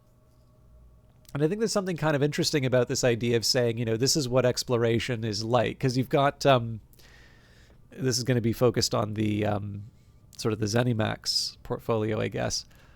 But you have some of these comparisons made where they'll show you old Elder Scrolls levels versus something like Skyrim. And there'll be people saying, it's like, look at the complexity of this level versus Skyrim where it's all very linear. But I think the answer to that sometimes is, but what are the revealed preferences, right? I wanted to like Daggerfall a lot more than I did. And I can remember, I think there was a Star Wars first-person shooter, Dark Forces. And I think one of the things about Dark Forces for me was I felt really lost playing it sometimes. Like there were these labyrinthine levels and like I killed everything in the area. Like there wasn't anything for me to do. It was just me sort of running around feeling very lost for a bit. So again, that's not a knock on it's a bit of a knock on Dark Forces in the sense that I think it was keeping me from enjoying the experience. But the ability to look at something like that, I definitely understand you'll always have a big audience for, they don't make them like they used to. It was all old fields around here once. There's always going to be an audience for that. Because I think in the end, it's sort of speaking, when I was younger and I enjoyed video games and now I have like, a job and responsibilities and like, you really can't compete with nostalgia for some of these things. But the thing is, like, I know a lot of people who really, really like Skyrim, and they like the experience of going through it. And again, for me, like, I wanted to like Daggerfall a lot more than I did. And one of the challenges really was the fact that these dungeons went in just directions that didn't make any sense. So here, right, you have levels that are interesting to look at, and it gives you a bit of space to say, hey, if you want to go and figure out this secret, we're going to just sort of dangle that in front of you and you can spend your time figuring it out if you want. I thought that was an interesting approach to the exploration. So a level like this, I'm inclined to say it's like, okay, I'll see a little bit more what's going on. They're taking advantage of modern technology to maybe lean into that exploration side that maybe wasn't as big in the earlier Doom game, at least to my perception of it. But here the inventory stuff definitely feels like a different, like that doesn't quite seem to fit the mental model that I have for it. So I'm still trying to get a feeling about it. Anyways, I know I'm babbling, but I'm trying to make some sense of some of the new things. Finding more runes will unlock more rune slots. Swap runes to fit your playstyle.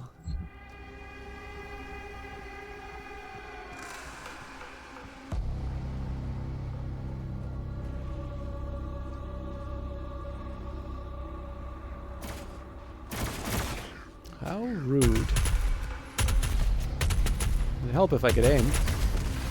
It's kind of a thing in a first-person shooter, I guess. Alright, so perfect example, right? It's dangling something in front of me.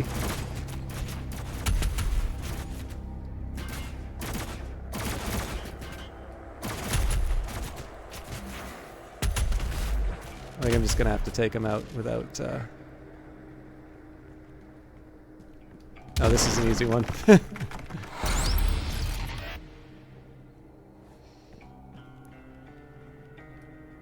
yeah, so something like that, right? It gives me a nice little question mark. I mean, for some people that might just be a bridge too far, right? It could just be, that's really dumbing it down for people in a way that ruins the enjoyment. I've never been too convinced by it, maybe because I'm the idiot that it's being dumbed down for. Oh.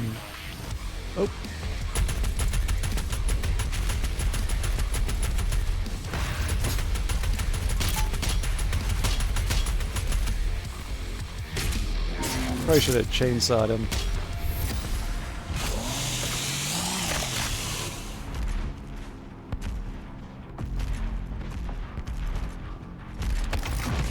Alright, that was unnecessary, but...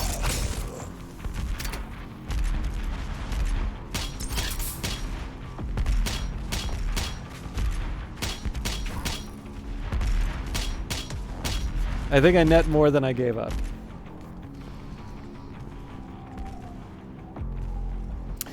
What was I going to say?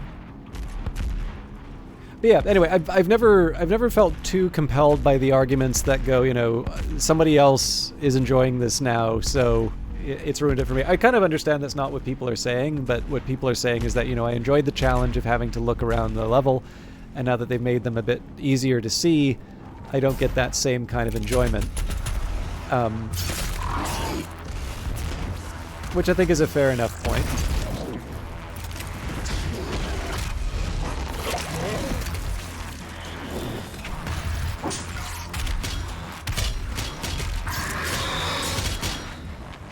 God, this is really fun.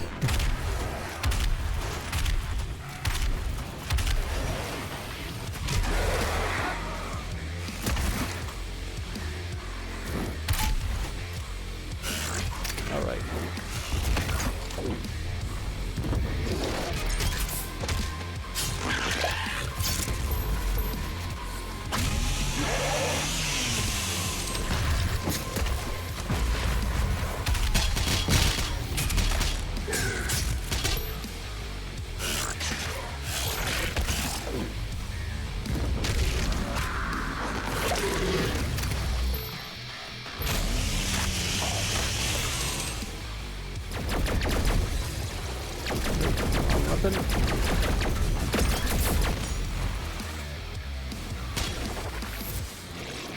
Okay, I don't think I actually got the... Oop.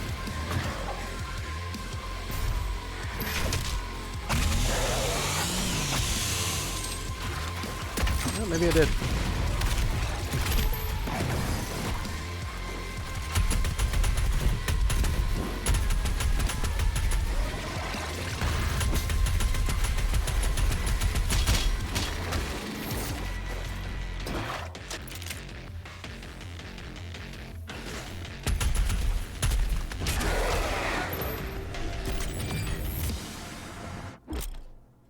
Weapon points. Complete all the encounters in the mission to earn weapon points. The demonic corruption meter tracks the portals you've earned. Each mission has 10 weapon points total. Spend weapon points in the arsenal tab in the dossier tab to upgrade your weapon mods. So, if I'm reading this correctly... Oh, I get it. Yeah, okay. So I guess this implies that some of the... I guess that implies that some of the encounters are optional. This is the Arsenal tab of the dossier. Here you can upgrade your weapons mods, customize a weapon wheel, and apply custom skins to weapons. Okay, great, but unless I'm gonna... Oh yeah, here we go. Okay, so quick rack, bigger boom, 5-spot, launch 5 sticky bombs before having to reload the mod. Slightly more tempted to... I think the bigger boom is probably the one I want to go for, but the alternative would be the precision bolt, which would give me... Yeah, no, we are going for big boom. You've successfully purchased a weapon mod upgrade. Purchase all the upgrades to unlock the Weapon Mastery Challenge. This gameplay challenge can be completed to unlock the weapon's full power. Learn more about each weapon mastery in the Arsenal tab in the dossier.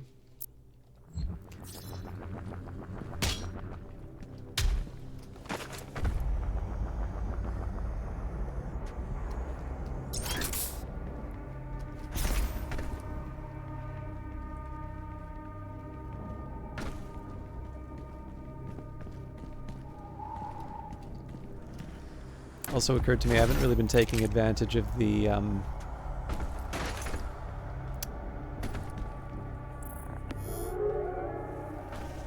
kill burning demons, drop them. Okay, yeah, I get it.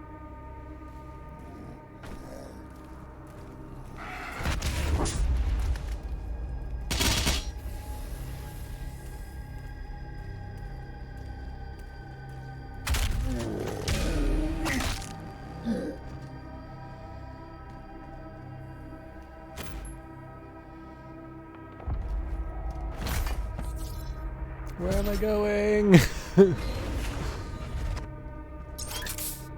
Oh, I get it now. Sorry, I didn't see that.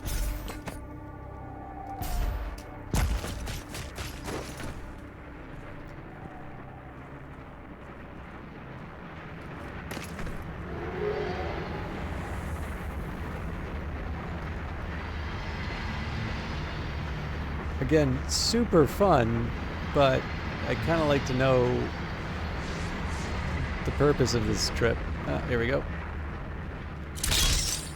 Or sort of.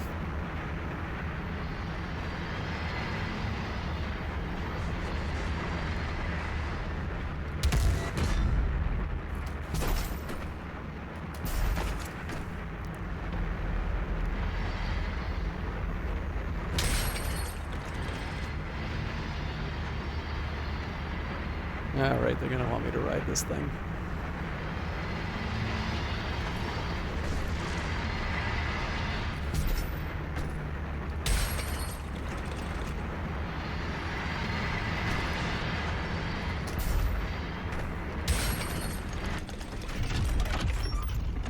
Is that me? And apparently... Oh no, that's in the other room. Story of the Sentinels, translation from the Ligra Sultagenta, the Book of Kings. In the days before man first spoke, an immense shard of rock and metal was cast unto the world from the heavens. Thunder and cataclysm shook the land as the skies were torn asunder. The cosmic spear cleft a hole through our mortal land, pole to pole, from the cold wastes of the umbral plains to the fetid swamps of Ironfang. The womb of the world opened, and the elemental race, the firstborn, spilled forth. They took to the skies, fierce in their emancipation. In their exaltation they brought vitality to the land, and all that felt their breath were awakened from eternal slumber. Fierce beasts and an unforgiving biosphere rose in the passing of their shadow as the wraith call echoed across Argent Denur. First came the ancestrals, feral creatures, invigorated by the magic of the wraiths. They grew to enormous heights, mighty behemoths who waged war with each other for years untold. Their battles tore the land asunder and destroyed all creation caught in their wake. The wraith call continued to spread across the land, and soon the Argentas emerged from the steeps, our souls stirred into form by the power of their breath. The Titans towered over the wild-blooded tribes, but found them uncowed. The secret of the sword was discovered, and in the darkness of sweltering mountain forges we beat steel until it was strong enough to pierce bone and sever flesh. Thus we came to be, born of rock and fire, lowly in birth, but risen by the strength of our will. By the blessedness of the first ones we forged sword and shield, and took the hammer to the ancestrals. We claimed dominion of creation by right of blood and magic, and the time of man came to be. With the ancestral beasts driven back to their bleak valleys, we rose. We tilled the fertile land, husbanded beasts of burden, and built towering cities. In the hallowed palace, on the obsidian throne, we crowned King Ormera, the Father, the first of the line that shall reign in perpetuity. We built the Cathedral of Reflection to worship the first ones, and formed the Order of the Daig, whose priests pay tribute to the wraiths and appease their tempestuous hunger. Our sons and daughters chose the path of the sword or the path of the alchemist, for each duty honors the gods. Though our ways were righteous, we were not without strife. Storms and great quakes cast our spires down. Barbaric tribes laid siege to our fields in search of the great rifts Mother Argenta had bestowed upon our world, and the song of the wraith call threatened to drive lesser men into madness. We were not lesser men. We defended that which the first ones gifted to us, our lands and right to the bounty held within. We beat back the barbarian hordes and hardened our resolve. We rose above the fire, our bodies and souls tempered, and an unbreakable will was shaped in the forge of battle. What emerged was the heart of our legion, the Order of the Night Sentinels. I don't want to be mean about this, but I'm not entirely sure I'm going to remember any of that by the time this is over.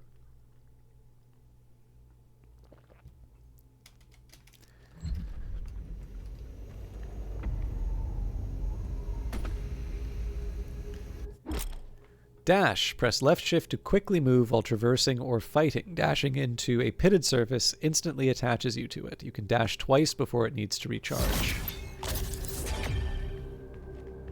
That's going to take some getting used to, because I'm going to try to do it as a... Oh, that's interesting. So it's giving me options. I'm going to try my dash first. How you doing, Lord Gloom? You may be the only one who wants to see the ripping and tearing, but good to see you. Sorry, not only. There's been a couple people here, but I don't think this is much of a crowd pleaser.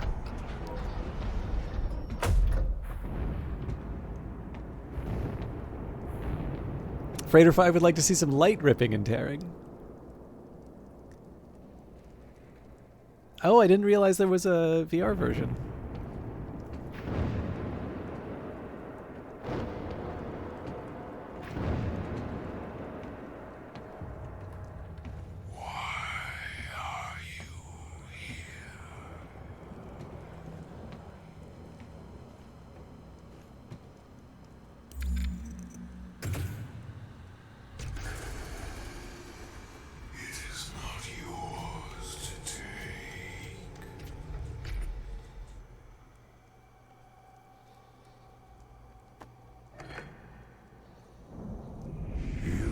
Cannot kill the priests. You know our laws. Despite their transgressions against the Covenant, they are still of Sentinel blood. What you interfere with now is bigger than you can imagine. It is written. It is their time to give penance. If you continue, you will bring down the heavens' wrath. You are but one man. They are no longer your people to save.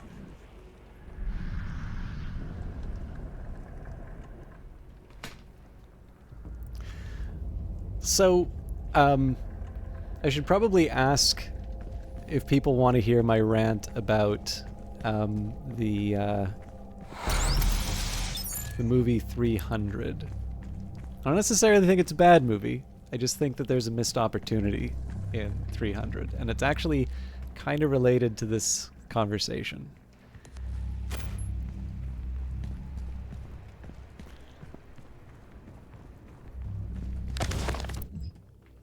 Vega data entry. King Navik ruled over Sentinel Prime for many years as its warrior patriarch, ordained protector of the sovereign Sentinel worlds. The Sentinel people, defined by a legacy of war, deem only those of warrior caste befit to rule.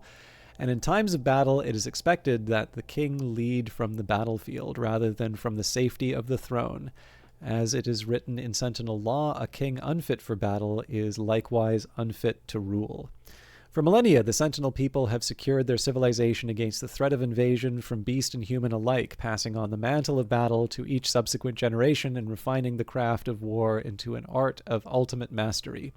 Even in times of peace, the Night Sentinels remain vigilant, developing new technologies of conquest, each the more capable of securing their dominion across the sovereign worlds. So, actually, on this note, this will be even more relevant to 300. So, this is definitely one that I feel like it's been... this has been sort of very right material since since Plato, basically, right? You've got 300, you've got Sparta, big influence on 300. You're saying King Xerxes shouldn't have been able to be speared in the face. That's actually not the issue that I had with it. I will get into it just because I think it's a funny problem to run into. It'll be totally unrelated to Doom, so I wanted to at least get the Doom part out of the way. But because the thing is that I don't go into 300 expecting a documentary, especially because the point I wanted to try and make on the Doom side is that there's an interesting theory that I had heard, which is that Sparta were actually masters of soft power, which is really weird when you think of Black Broth and, the winners of the Peloponnesian War and so on and so forth. But this is the thing, right? What we keep hearing about when it comes to the Spartans are how hardcore and what badasses they are. And yet, quite a bit of what we know about them tend to be about military defeats, right? So like the Battle of Thermopylae was not a win. I know it's been changed to be a win, and obviously it's one that captures the imagination. But the Persians were stopped by people who were not the Spartans, or at least not the 300 Spartans. And then there's it's really fun to have the laconic phrases, right? So, if I come into your lands, I won't leave anything left, and so on. And the one reply, if, to Philip. But then Philip proceeded to go into Sparta and completely dominate the place.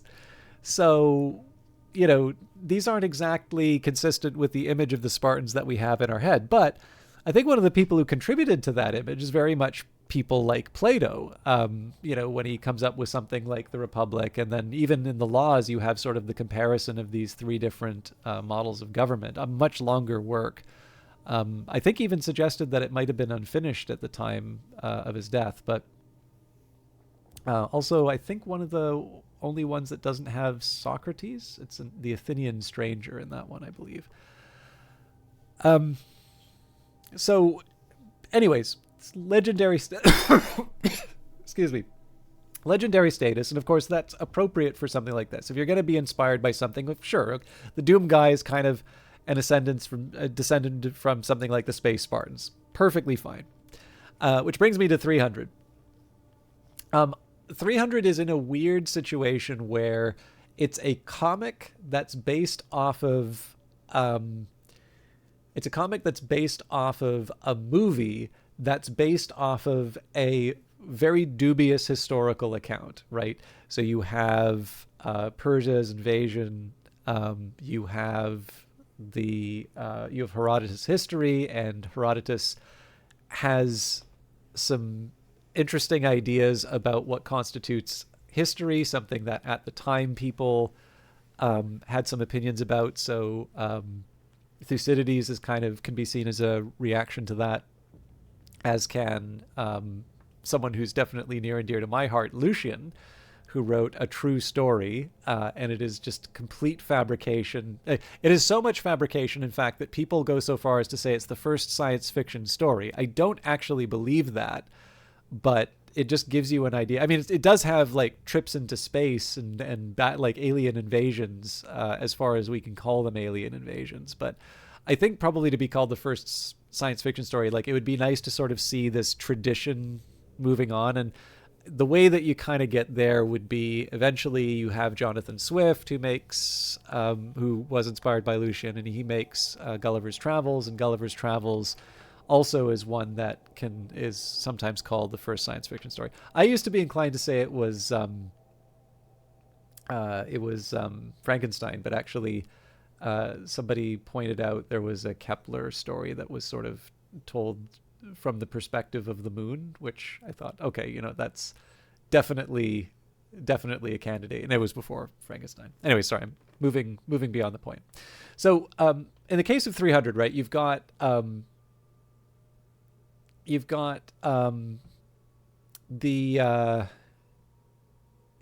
event, you've got Herodotus' account of the event, the legendary status that it's taken on.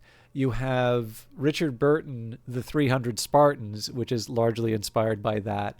Then you have Frank Miller's 300, which is inspired by the Richard Burton movie, which then becomes the inspiration for the movie adaptation of 300. So you have, a few different... You're losing a bit of fidelity when it comes to the game of telephone. And again, there's some stuff which, if you want to go in seriously, it's like, why the hell do you have an executioner with two blades for hands? How does he go to the bathroom? Again, completely not the question you want to be asking in a movie like that. If you went in expecting something if there's going to be absurd stuff like that, and it's on you if you are bothered you're like, no, I really thought this was going to be a true to life account of Thermopylae. I'm angered by what I'm seeing here. But I thought there was a missed opportunity in that movie. And again, this is moved beyond Doom at this point, where this is the scene where they go to the Oracle. So roughly the setup is, hey, I'm, the big hunk Leonidas. I'm going to save my people by going on a suicide mission with 300 warriors. But it's a religious festival, so, I got to get permission. Mom, Dad, can I go out late? You go to the Oracle. She's sort of wearing the see-through outfit, and they make sure to get a lot of slow motion shots of it. And then the E4s, who the voiceover is really clear, are these corrupt old men who are not warriors, say, this is a religious ceremony. The gods did not make suggestions. They made laws. No, you may not go out, ahead. You wait for the festival to be finished. And then, Leonidas is all like, well, I don't care about you. I'm going anyway. And then the voiceover is like, yeah, they don't understand what it's like to be a warrior, and they were paid off by the Persians anyway. And sure enough, you see a shot of the Persians paying them off. So I don't know. It's not, the thing that's funny is the Aphors never really show up again, right? So it's not exactly like it's a major, it's not like it's a major obstacle. It does at least establish that Leonidas is willing to defy the gods on the matter. But the thing is that you show them being paid off, right? They're not honest brokers, and so nobody really feels all that bad about it. So, like, as far as I can tell, the scene's in there just so you can kind of see the good-looking Oracle in her underclothes.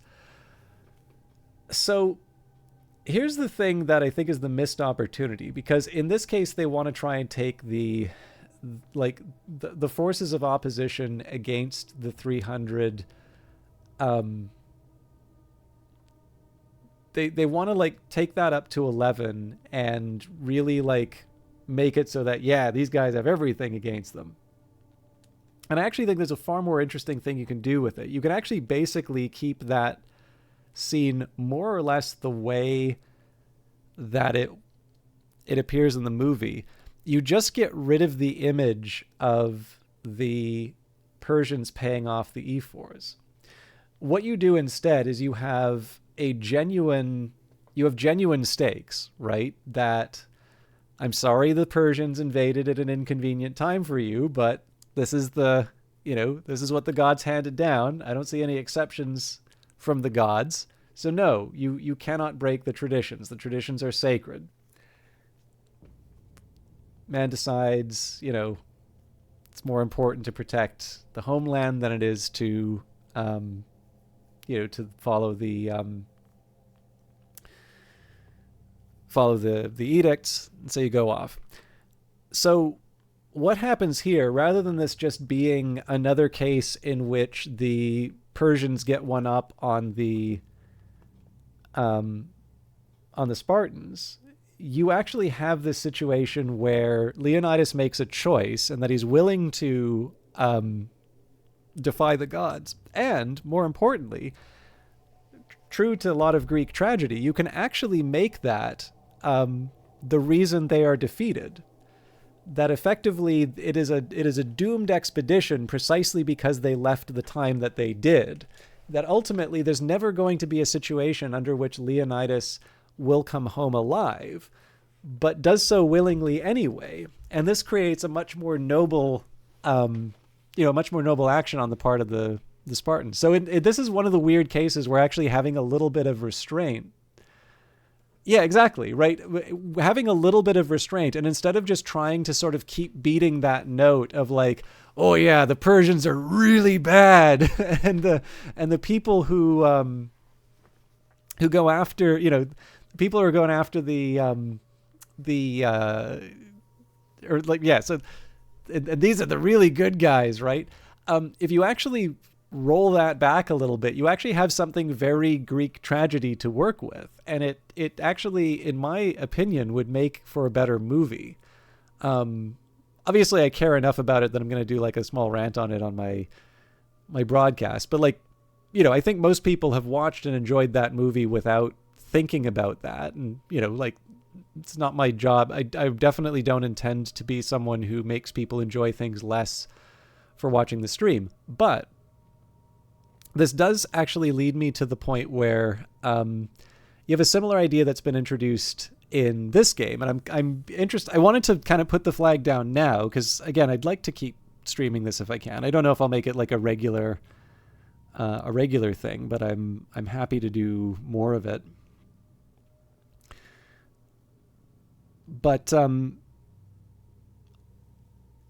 like, you do have, hey, this is how this is how the world works, right? This isn't your fight. Don't worry about it. Don't do it. I don't know. There's a few different ways that you can sort of make the conflict work. But I was intrigued, right? Like I'm interested to see if they do something saying it's like, you may really hate the demons, or these are really awful people that you're going up against, but you still can't break the rules. And I'm kind of curious what they do to sort of establish some stakes here, for the simple reason that in the end, is it Samuel Hayden, the robot with the scary voice, actually sounds a lot like the king, and I'm wondering if that's deliberate on their part. But I'm a little curious. Like you do have the fact that he felt the need. So he makes basically the deal with the devil, right? How the energy produced by these experiments on Mars are worth the risk. And of course, you're the Doomslayer, so of course you're not gonna think that's a good idea. But ultimately, like the role that Hayden takes is to lock you away because there are bigger concerns. And so I'm kind of curious, especially with that similarity in terms of voice, if there's going to be sort of a similar idea with King Navik, where you have a ruler that's determining exactly when what the limit of the Doomslayer's use are. And Lord Gloom says, reminds you of the 40k universe a bit, where everything's so beholden to rules in order to an almost nonsensical degree. Yeah, well, I mean, that one's also kind of fun just because it's also specific to a bureaucracy, like the imperial bureaucracy, to a point where, human life is so cheap just because of its, like, the amount of it, that it doesn't, like this absurd adherence to the wait, no! Left shift, my bad.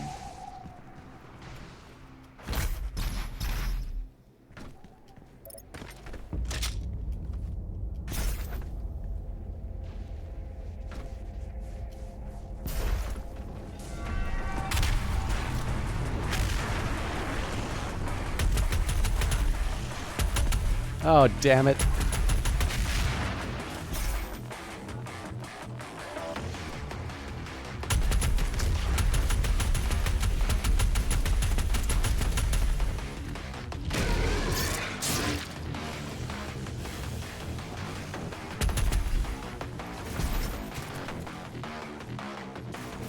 But yeah, so basically human life is so cheap in that universe that the rules become more valuable than people.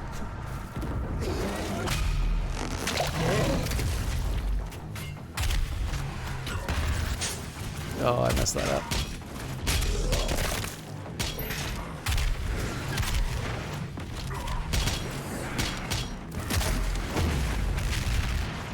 Okay, let's get a little health.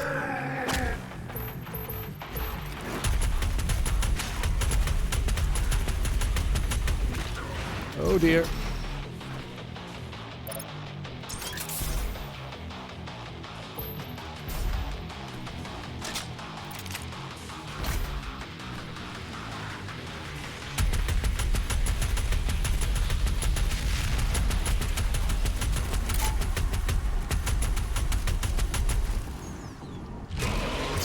Alright, got a chainsaw next.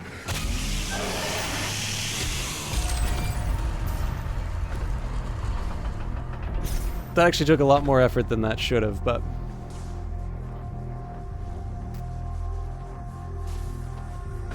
And I'll confess, Lord Gloom, I've not actually... I've not yet read or listened to Hardcore History.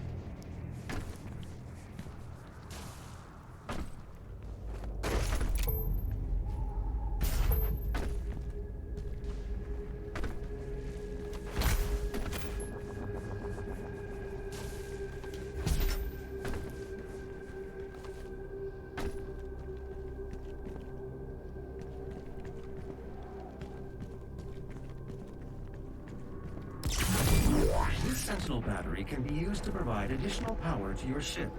Several modules remain unused. Finding more batteries will enable you to utilize the full functions of your command station.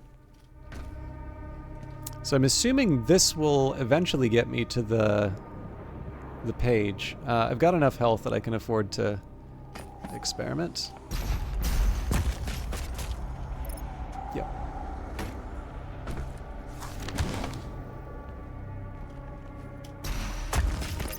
The waffle. Vega data entry. Argenta legends speak of sentinel beasts, loyal creatures that lived as companions of the hardened warriors. Often larger, swifter, and stronger than others of their kind, these animals shared instincts with their masters and aided them in battle. The Night Sentinels never shared publicly the origin of these creatures. Only they stood worthy of, only they stood worthy of them. Yeah, no, the music's great. Obviously, I was disappointed to hear sort of the falling out about the falling out between Mick Gordon and the. I don't know if it was the development team or just a specific group, and obviously, I do think it's always kind of interesting to see how each of the parties sort of behave in these cases. Like, obviously, for some people, the priority can really be... I have no idea how I'm getting back to where I need to be there. No, there we go. You know, some people feel that getting the story out first is the best approach. And unfortunately, in the mercifully limited experience I've had of this, that is actually a strategy that works really well for some people.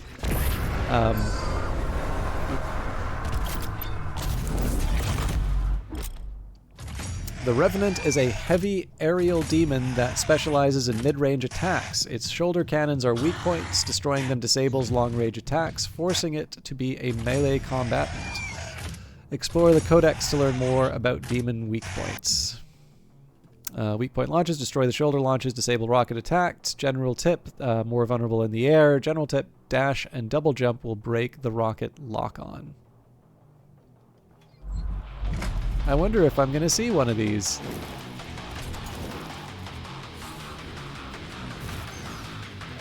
Gentlemen.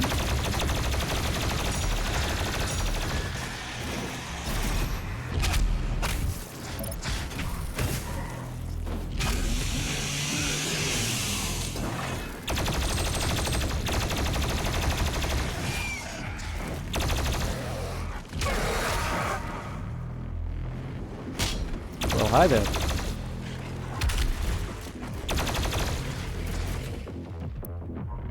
This one.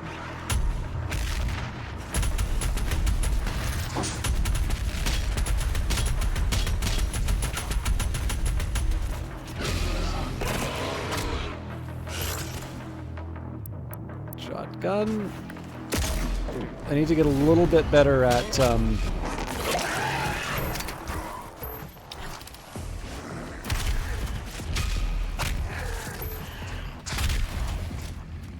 I need to get a little bit better at using the middle mouse button for the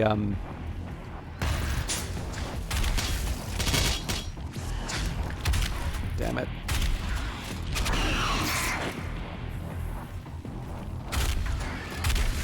But yeah, the middle mouse button for the grenades. Otherwise, it's not going too bad. kill 666 demons, excluding player demons and wolves.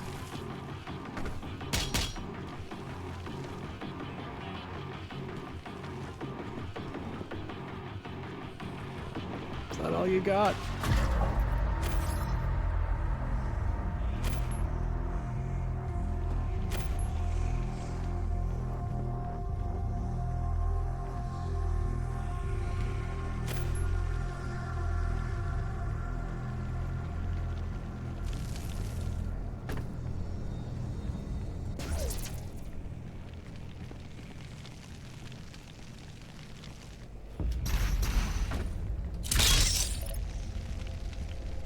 Oh, well. Wasn't that dramatic.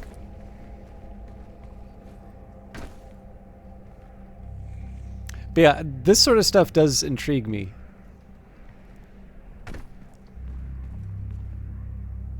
Particularly that.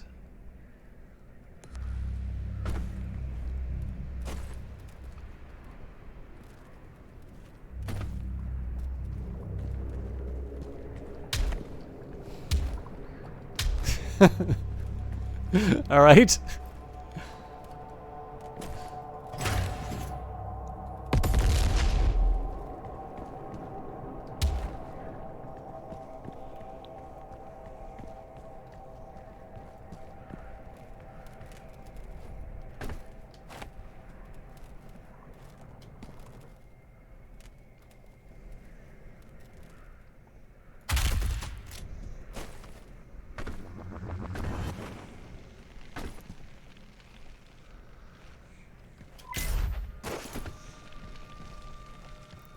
I will confess, I'm a little too dumb for this.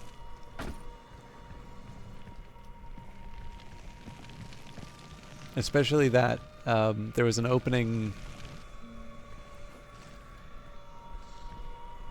I don't exactly want to call it a puzzle. I'm really curious about this. Okay, no luck. But yeah, there was an opening puzzle which was literally just like make sure you climb and jump up, and I really turned that into a puzzler.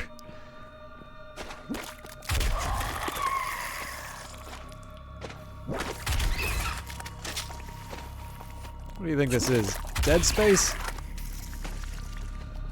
No, I can't jump out. Okay.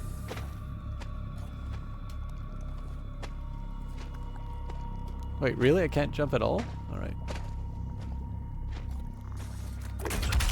Alright, you get one.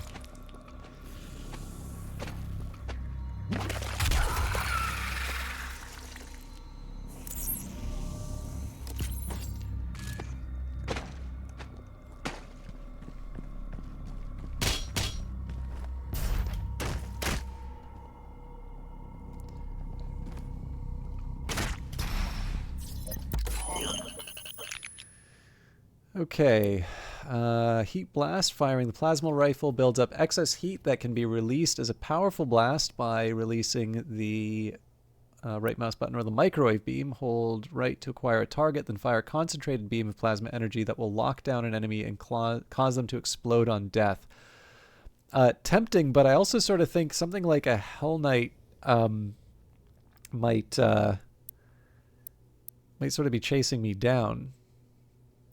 I don't know, it's tempting, though.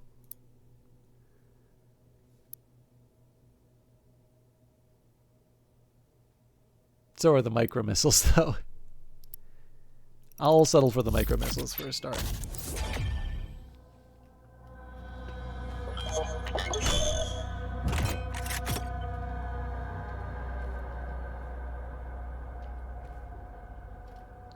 There is a Sentinel power core nearby. You can use it to activate the mech and clear a path forward.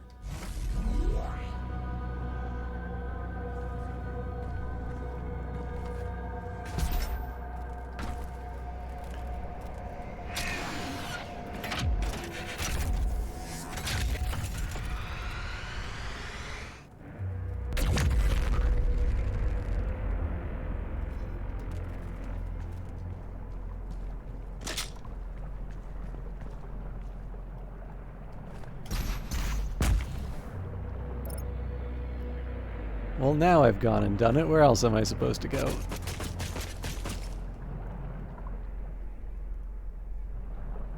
Oh.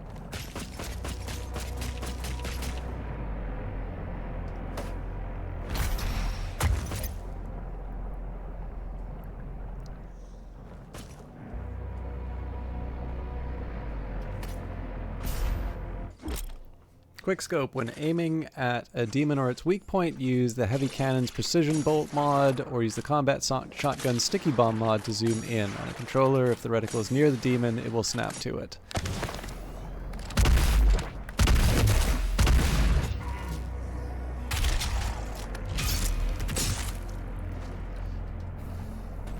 I do kind of wish that they didn't have a boss right there, though. Or I have an enemy right by there, just so I could actually read the item. All right, Sentinel History Part 2. Translation from the Ligra Sultagenta, I think. Book of Kings. In the time of grief, when King Etrex took the throne, a blessing came to the people of Argenta. White porcelain beings from a world above our own brought gifts to Nur. Observers to our great deeds, admirers of our convictions, they sought to make bond with our swords and bring lasting order to our world. These were beings unlike any that we had seen before. Sword and shield held no weight against them, for the ethereal flesh of these luminous beings seemed unbound by mortality. Able to move through time and space, they held sway over all dominions of the known and unknown dimensions. Through their ways we grew stronger, our society bolstered by their infinite wisdom and all-knowing power, assuring our people's safety for all time. In this world and the next, where we sharpened the blade and mastered our magic, they bolstered the soul and spirit. Death would no longer be the end of our people. The ones we call the Makers, our new allies in this brutal world, have given us the security in death we fought so hard to achieve in life. We would find eternal peace, and our minds would rest easy with the knowledge that those we fought alongside in battle would join us in the lands beyond the mortal plane. The strength of our ways, the purity of our essence, General Ripper would like a word, would by Maker Law grant us passage to the great city in the clouds. There, our women and children, warriors and kin alike, would welcome us. We adopted the holy doctrines of the Makers, gifted in exchange with the chance to earn eternal rest for our immortal souls and blessed Urdak. The covenant we held, now under the embrace of our new gods, fostered a peace we had never known, for they were unlike the first ones, whose presence offered no paradise from fear and the uncertainty of existence in a harsh and unforgiving world. The Maker's embrace was warm and guided us into an era of spiritual prosperity.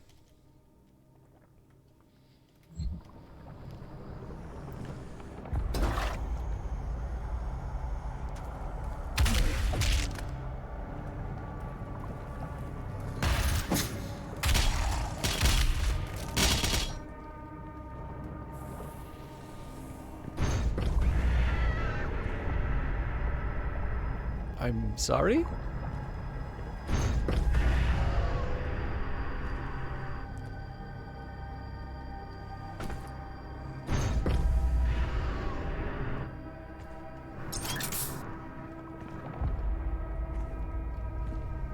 Okay, this will be fun. Well, damn it.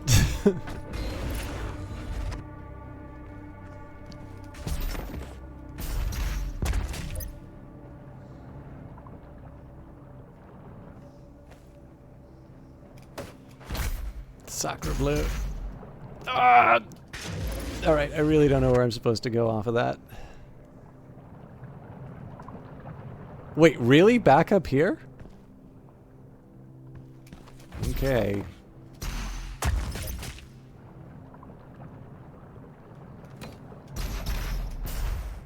Damn it! This is gonna take some getting used to.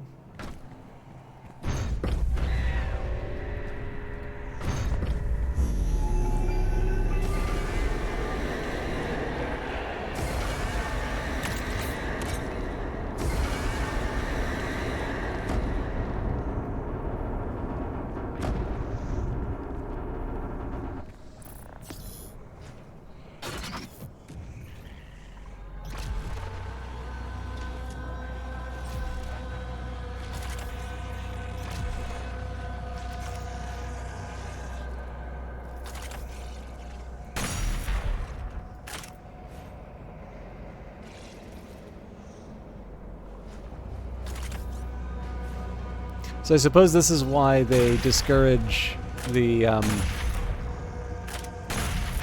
having a lot of ammo.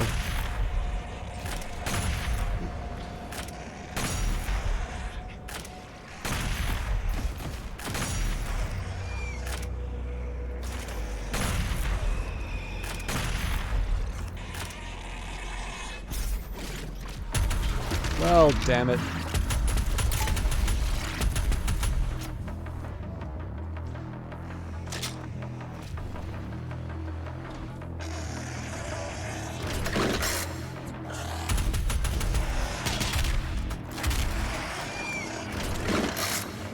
Fine! I just want the ammo, man.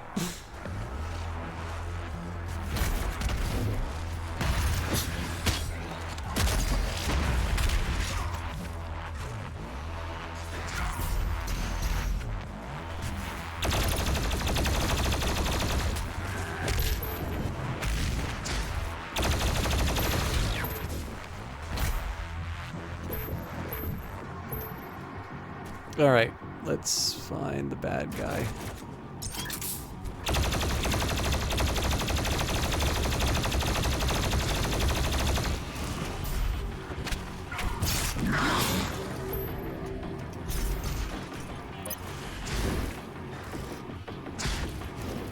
Thought I saw a cacodemon somewhere.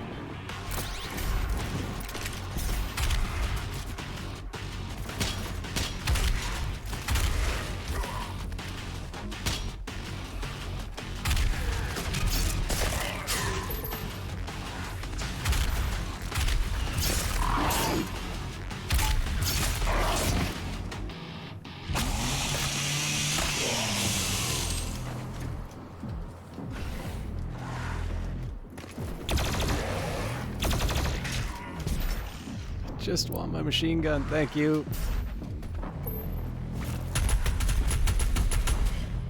Okay, so I know better than to jump onto the...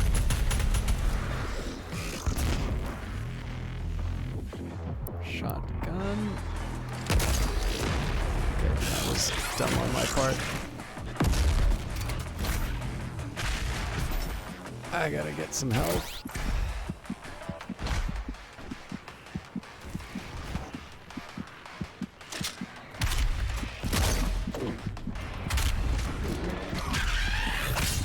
Thank the maker. Give me the health. Damn it!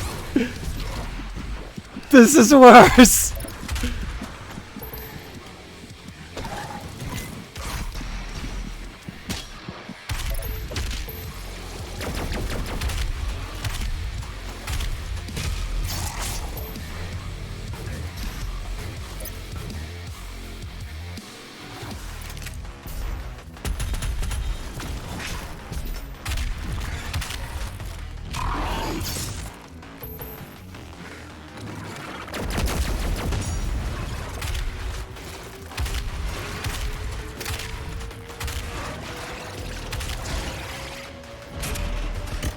Gotta remember to use the fire at some point too.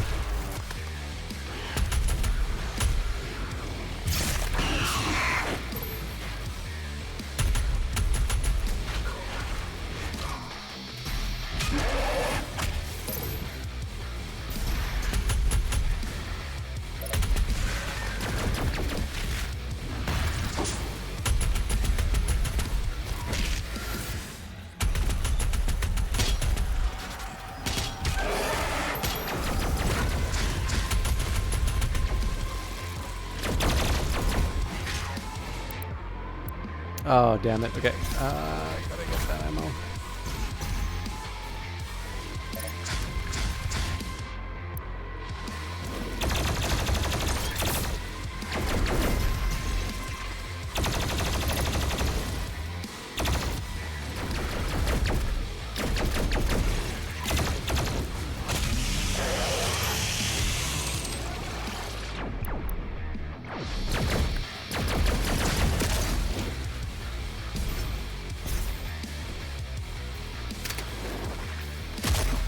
Ah, I'm so bad at landing that.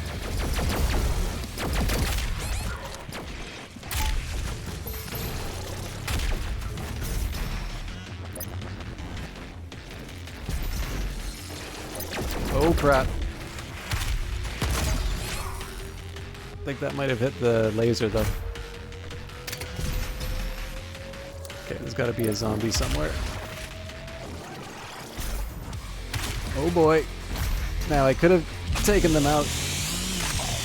I only realized it too late though.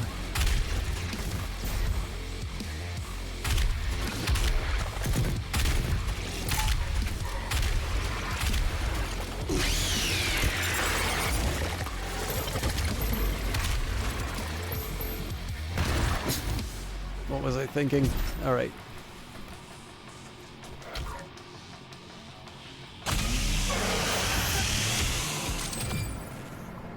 So that was a little. Hey, Knight, how you doing? Sorry, I didn't say hello earlier. I was in the middle of. I don't know. Middle of not delivering. Now I'm a little weirded out by how this is a partially filled bar.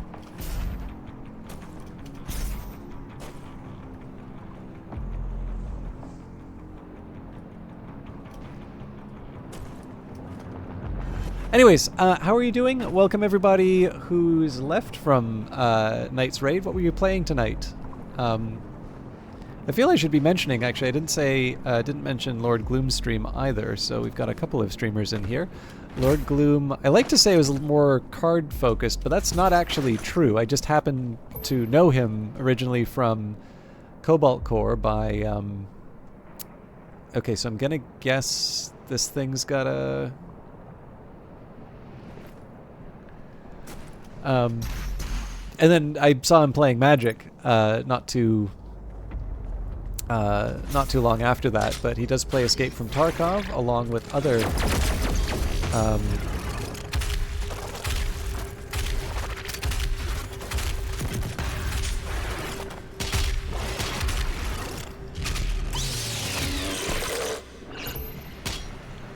that one's fun.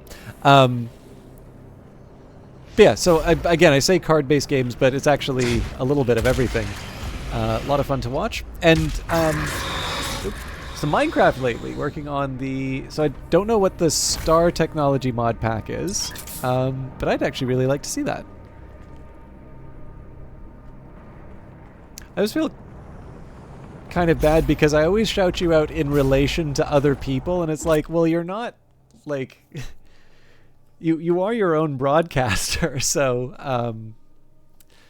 But yeah, I originally wanted to play, or well, I got Minecraft actually originally because of someone who then promptly did not play, probably did not play any Minecraft with me, so or anything at all. So I've kind of been looking for an excuse. I've actually played Terraria again recently, but anyways, I should be able to tab out now. So belatedly,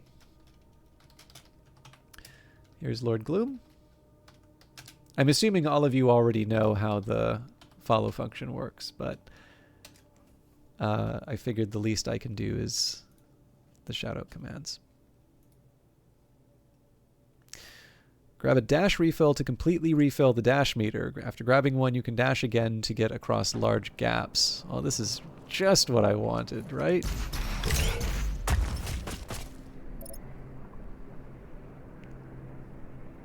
Now I'm hoping that cliff counts. I'm not feeling super confident about it, though.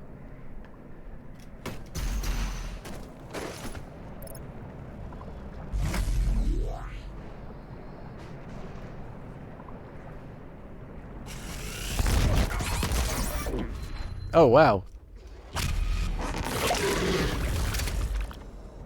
See, I thought I was just going to take the hit and,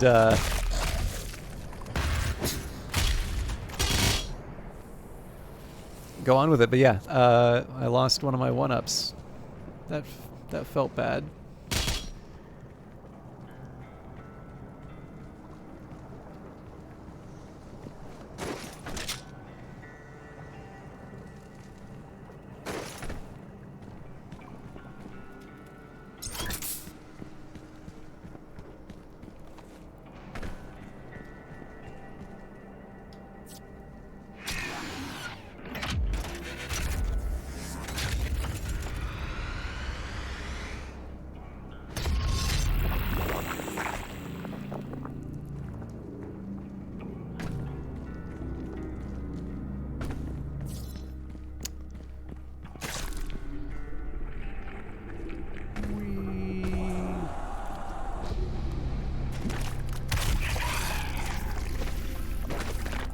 Damn it.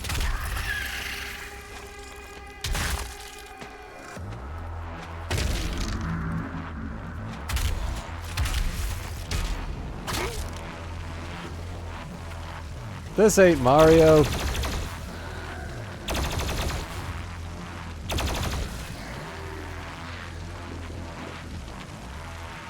So, I'm guessing the trick on this thing is that I can't jump off of it, so I'm gonna have to use the dash to get away.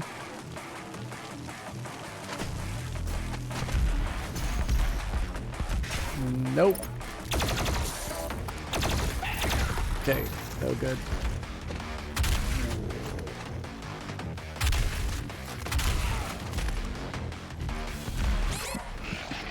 Good God. Oh.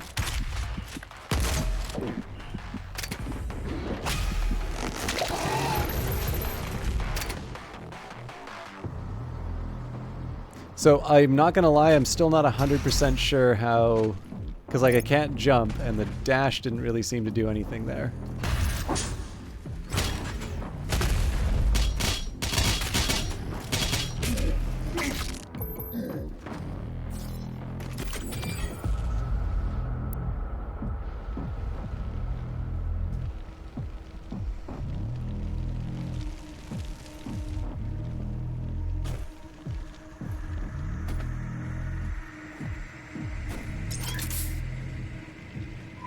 Okay, well clearly I don't need the armor there.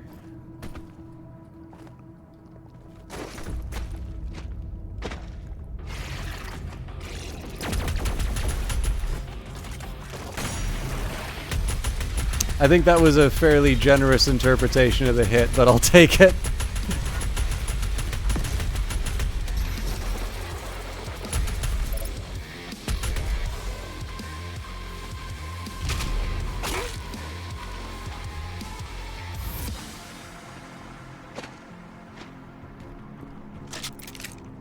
I actually wonder if that's an option that's enabled.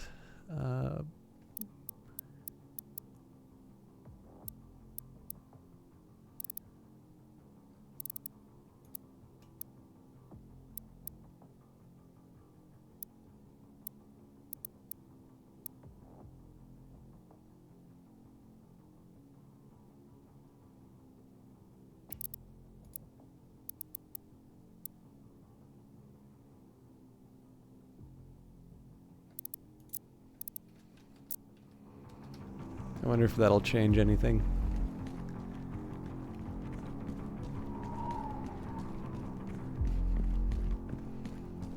I mean, in fairness, a lot of my shots have been really terrible. So if anything, this will just make this more difficult, but...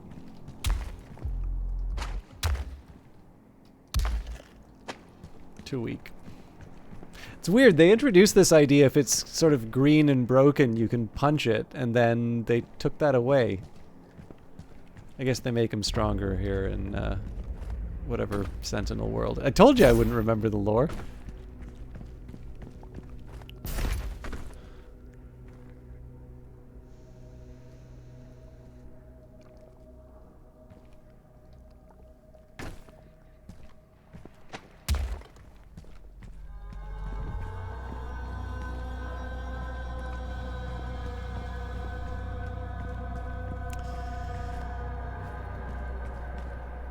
Alright, this is another one of these LOL, this game is for smart people moments.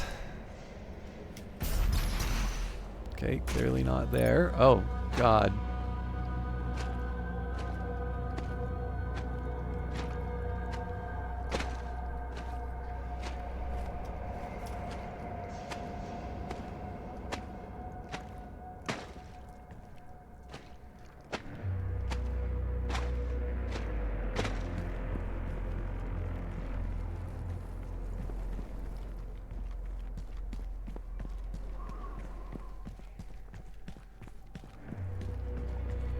Okay, so my assumption was like, all right, we got one of these things, we just give it a punch and move it on. I have a super dash, but that assumes that I can actually get up there.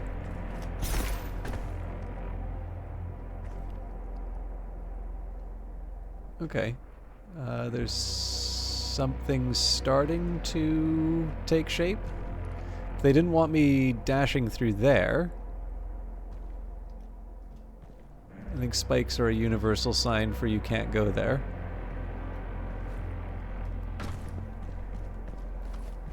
So unless I'm completely misreading this... Yeah, they do not want me climbing on the big guy. And then this is the way we came in. So I'm gonna have to like triple the time that it... Unless there's some like side path that I've completely missed.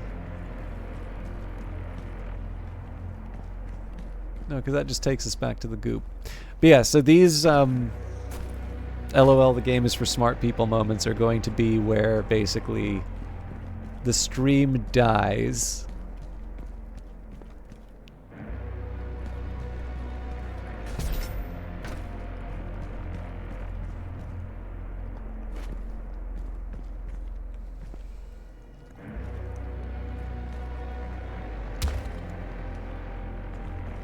Yes, I'm convinced that that one last hit really would have made the difference.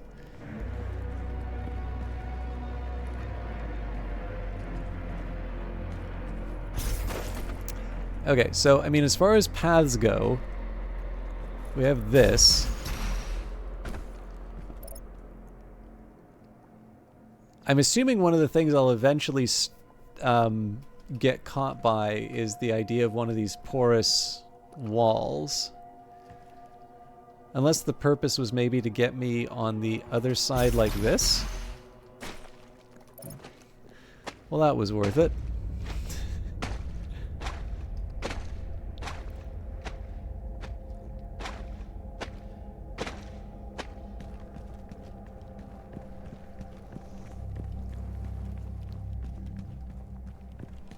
The point of this one was because I was... it was... Oh, hang on. Maybe I see it. I was tired, so I wanted something not as taxing, where I could just, you know, end a whole bunch of lives.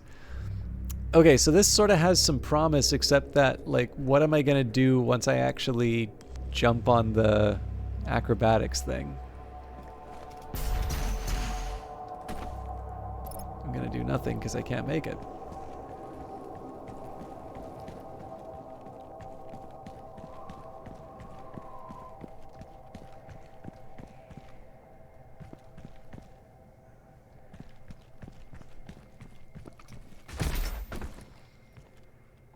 So I don't think I can just directly try to jump onto that thing, so...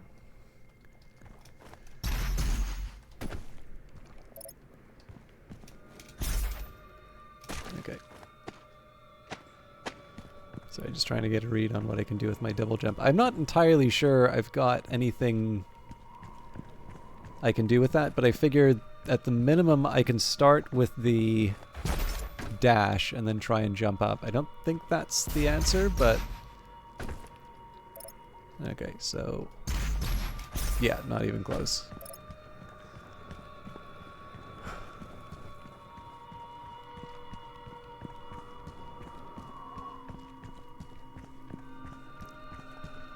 So like I said, at some point I'm going to assume that there's going to be like a nice obvious, hey, just climb up this wall moment that I can't figure out. This one, it really does seem to be directing me in a couple ways. It's really just this specific part that perplexes me. So not clear to me that I have a way of getting on that ledge. There might be something I can hang on to on here, but I suppose the question is to what end?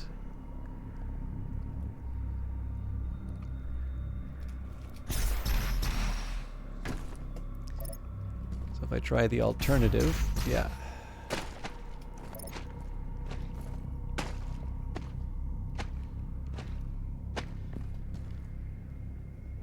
So it is something like, yeah, I can't.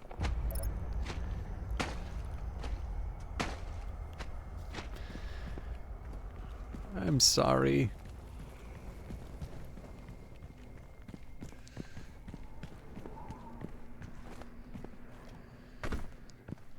Okay.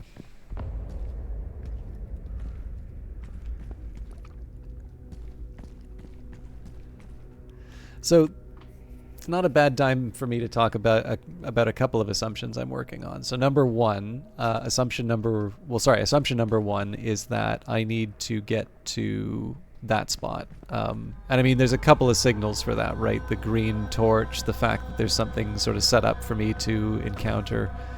Oops.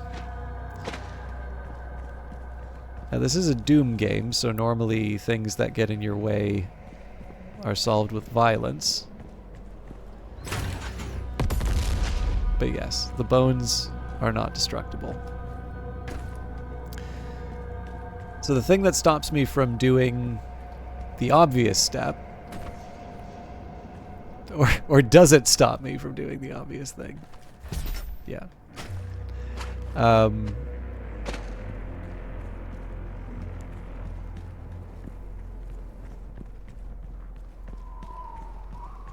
So that would theoretically be the most... See, it feels like there's just enough until you actually do it and realize you're nowhere near enough.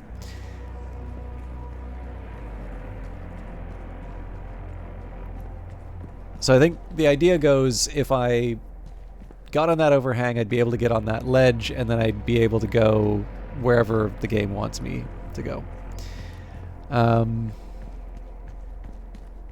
So, as an alternative, what are the things I would want to get on top of to get there? Well, maybe on top of these bones. I don't think I can do that on its own. In terms of getting height, obviously this is the main candidate. But I'd be shocked. I'll try, but you're joking.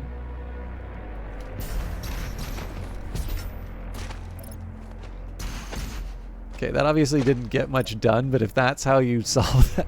I don't think that's how you're supposed to solve it. If I do pull it off, I'm actually going to look up how it's supposed to work.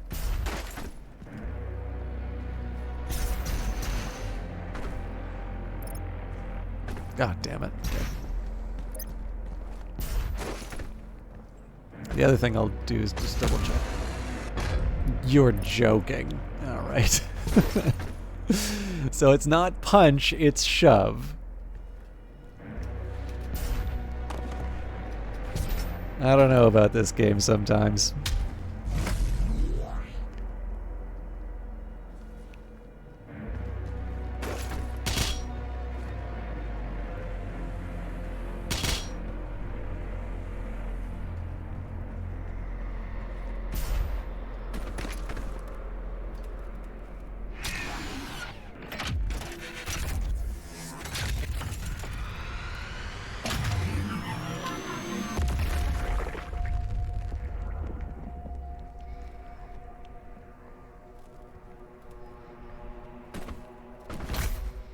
But it was pushing me to do the super dash thing. No! No!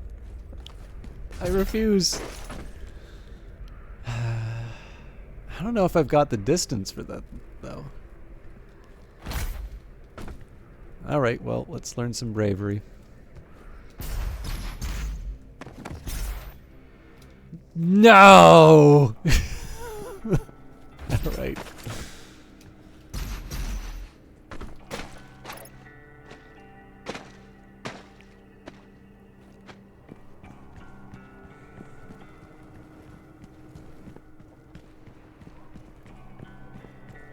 I realize all of this is designed to like teach me the limits of these abilities and like when I use a double jump and a double dash and such, but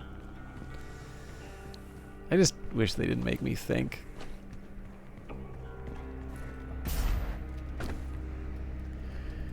So this really doesn't feel...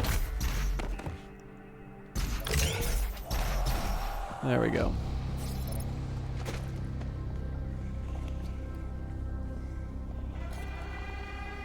There's definitely going to be one of those things coming out after me.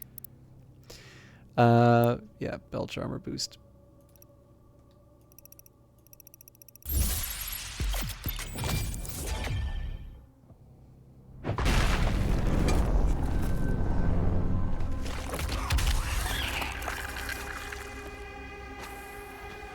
Worth it. Of course, had I been thinking, I would have set it on fire.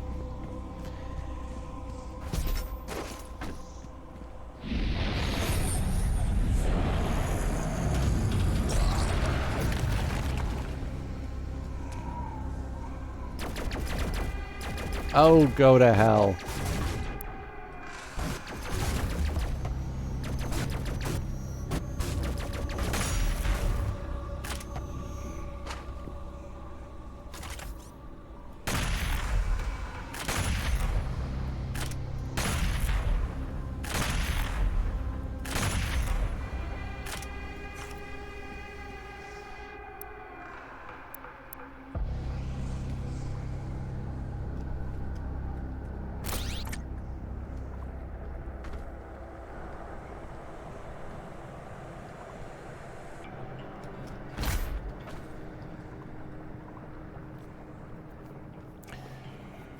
I'm not gonna lie, it's a little hard for me to read exactly where it wants me to go. I don't think there's fall damage, but I'm scared of missing out on stuff.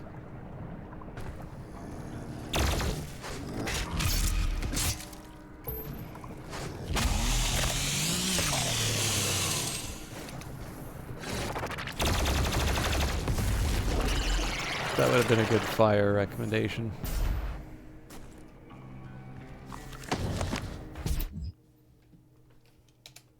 Translation from the Ligra Sultagenta. I think I've pronounced this differently each time.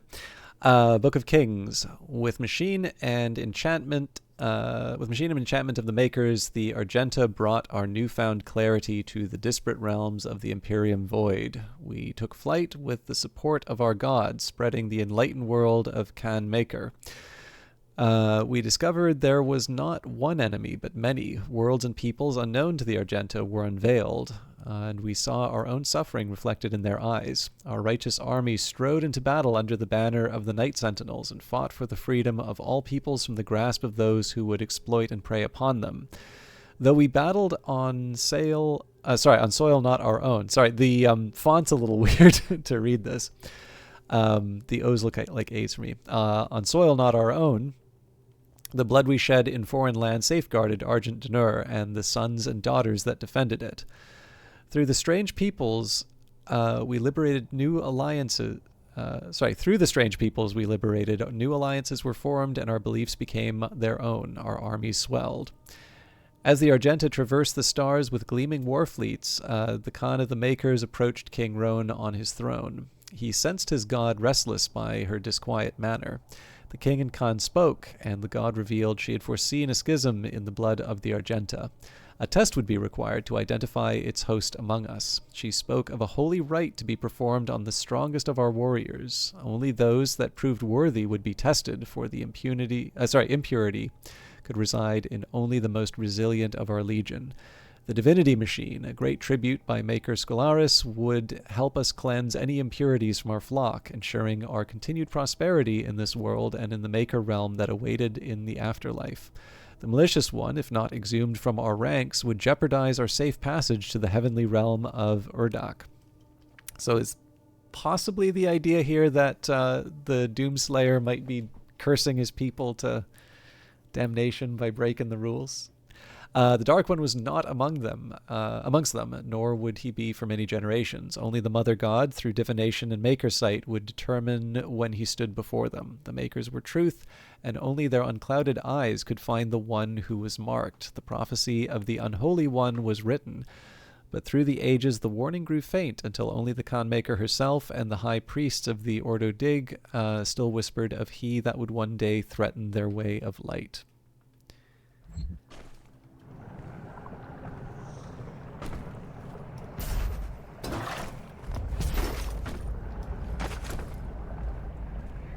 Obviously, this is completely safe. Alright, so this is how I get back up if I get dumped in the drink.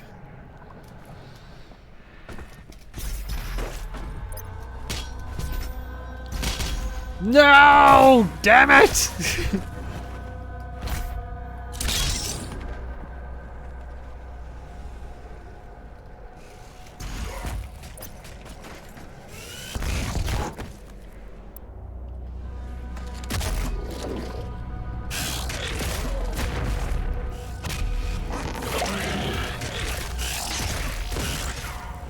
I really thought I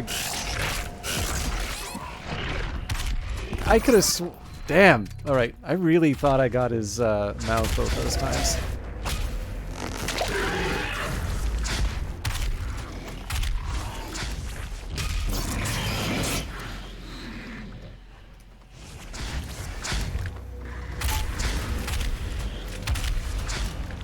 I was obviously relying on the health to get me out of that pickle.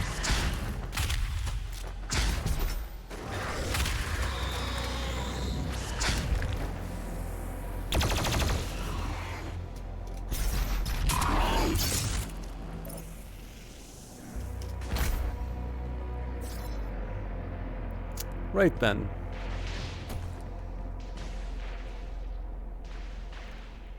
Okay, I like the one-up.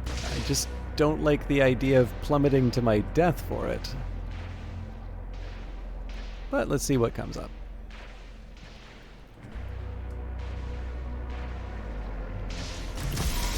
The betrayer's life signal is nearby. Okay, that was a rock that I could have gone on that.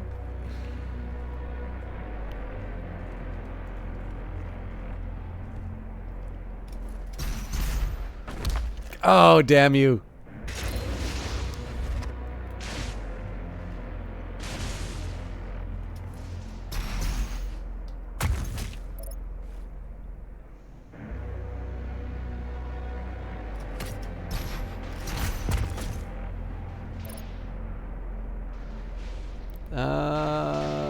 Am I missing something?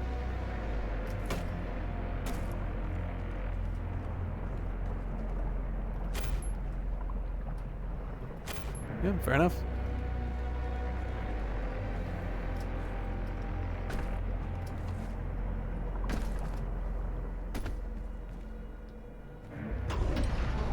There are motion sensors and artillery everywhere.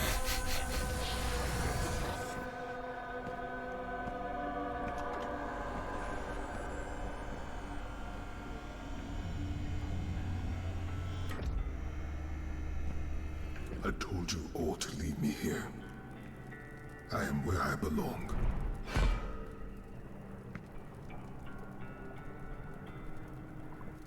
Saving your people will not bring you peace. Only make the burden you carry worse.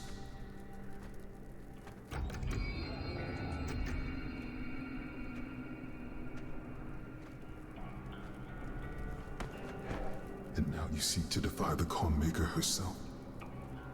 It is your people's time now to give penance, just as it was mine.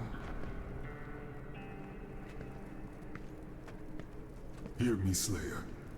When his heart is laid to rest, then his soul will be at peace.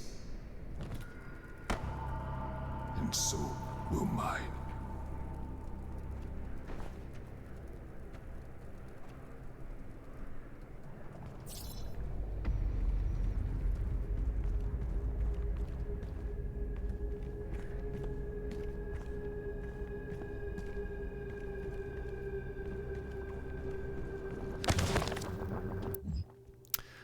The Betrayer Vega data entry. After years of prolonged war against the demonic threat invading their world, Argent D'Nur launched an offensive strike across dimensions, sending their greatest warriors into the heart of hell itself. Despite their training and their preparedness, their honor was undone by deceit. Betrayal at the highest levels of command left Argent D'Nur's bravest warriors cut off and scattered in the hellscape. But of these last remaining Night Sentinels, only one remained in hell by choice, Betrayer of the Argenta. It was Commander Valen who relinquished the keys to the Elemental Sepulcher in return for his son's resurrection. Haunted by demonic visions, the image of his son's tortured existence plagued him without relent, the whispers of demons pushing him toward madness. In a moment of weakness, he fell prey to the demon's trickery, sealing the fate of Argent D'Nur and dooming the kingdom to which he swore a lifelong oath to protect. Valen chose exile in the hellscape for his sacrilege.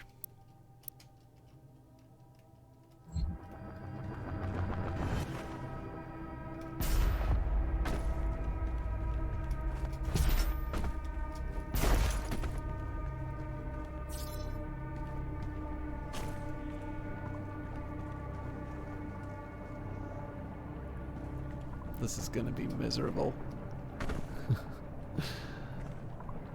All right, let's do it.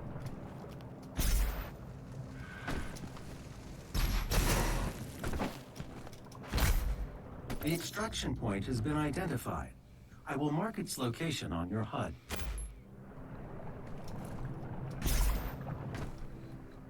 So the thing I find kind of fun about this one is that, so one, this is Mario, and two, this is actually a neat little challenge that I don't think I've seen in a Doom game before. By the way, if they're talking about an extraction point and I've only done 4 combat areas, it makes me wonder what I'm missing.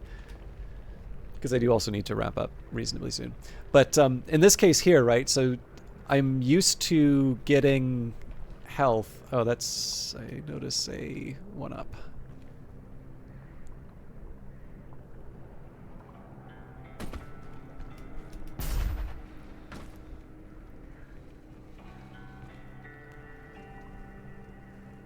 Look, I don't feel good about my chances, but...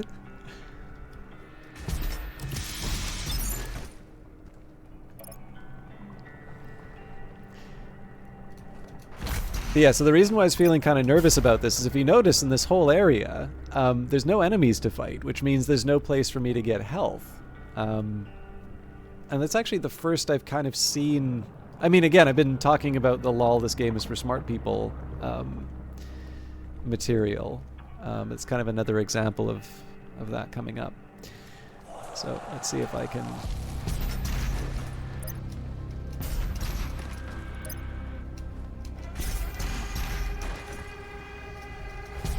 Okay, that probably could have been done a little more efficiently, but I'm alive.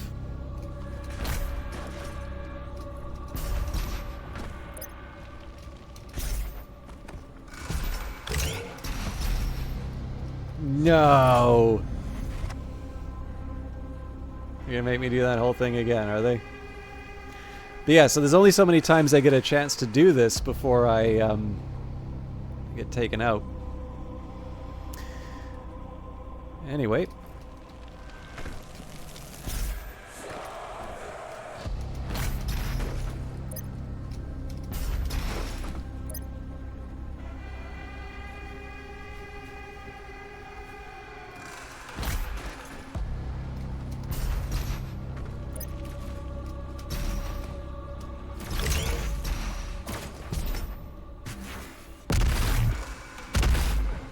I'll take it.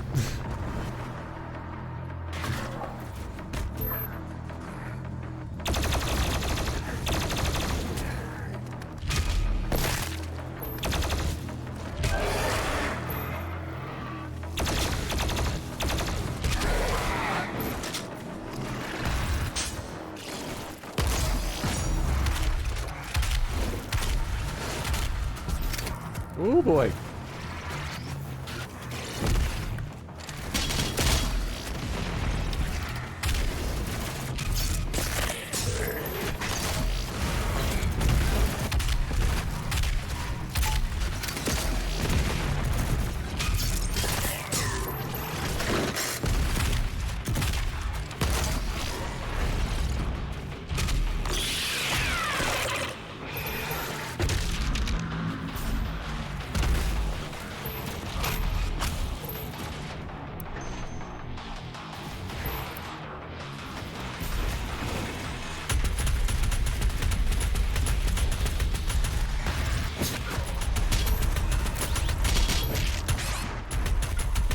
Good God. I'm feeling like I need a lot more health.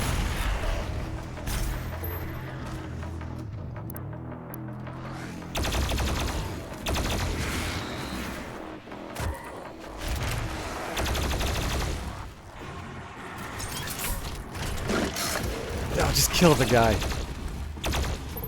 Alright, not looking good, but we can probably turn that Kako demon into health.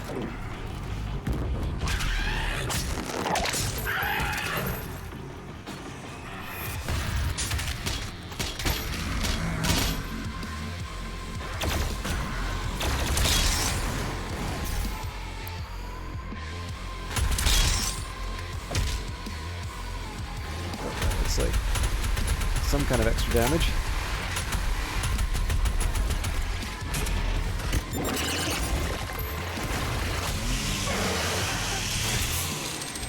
Okay, I think I'm ready to actually fight something now.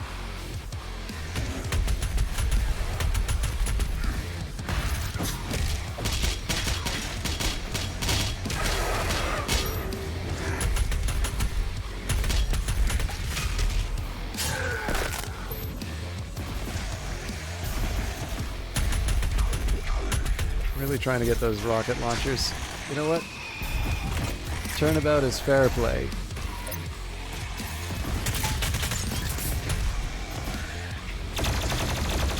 The missiles did nothing.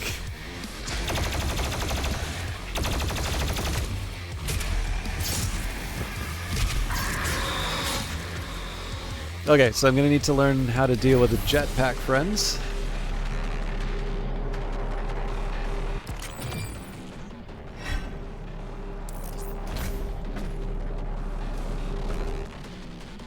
It wants me to go there, so what happens if I go here?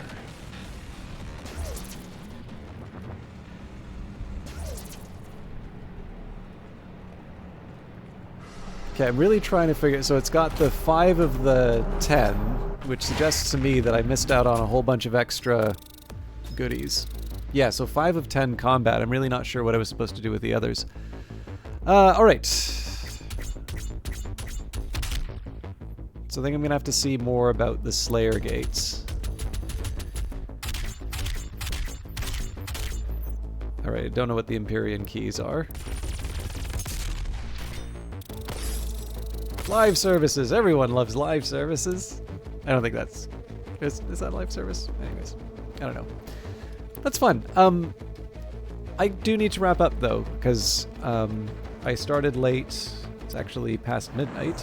And I don't know. I'm happy I did this. I don't know... would people like to see more of this? If I did more? Like, I'm definitely not opposed to doing more of it. However, I am just as happy to stream this on my own time. The only concern that I have is obviously once the combat starts getting a bit heavier, it is more difficult for me to form any cogent thoughts. I will confess, like, I prefer focusing on the positive rather than talking about the things that aren't working. I'm trying to decide how I feel about the navigation parts. So I think the exploration's kind of neat. I think the, hop around and make the, like, climb up walls and things like that. I'm probably trying to make my peace with that. I think the combat's really good. Like, they definitely... I know this is such a basic thing to say about Doom, but, like, the preceding game was really great, and I don't think you can take it for granted that the combat's going to be as fun. Obviously, I flubbed some stuff, but, like, it's really, really engaging to keep going through it. So that's still great, and I would say almost certainly improved on the previous one. But I know they're putting a lot of emphasis into this story, and I hate to say it, I'm not entirely sold on it. I'm trying to decide how I feel about it. It's early enough that I'm willing to see where it's going, but I don't know. It feels like it's putting a lot of effort into building it up, but I'm also kind of at a point where I'm sort of like, I don't know. I want to see where it's going, but I'm not remembering the names, and I'm not 100% sure who is who and such. But anyways, do let me know if you'd like to see some more Doom. I know it was sort of give and take in terms of the whether or not people got through it. But thank you everybody who hung out. Zerog, Freighter 5, Lord Gloom, Knight 97, particularly Knight with bringing your people over. Like I said on Friday, the plan is to be streaming Monday, Wednesdays, and Fridays until the next Canadian holiday. Actually, let me just take a quick second here.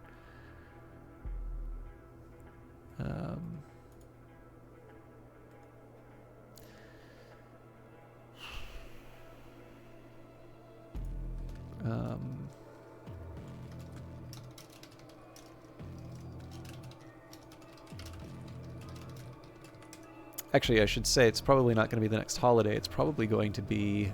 I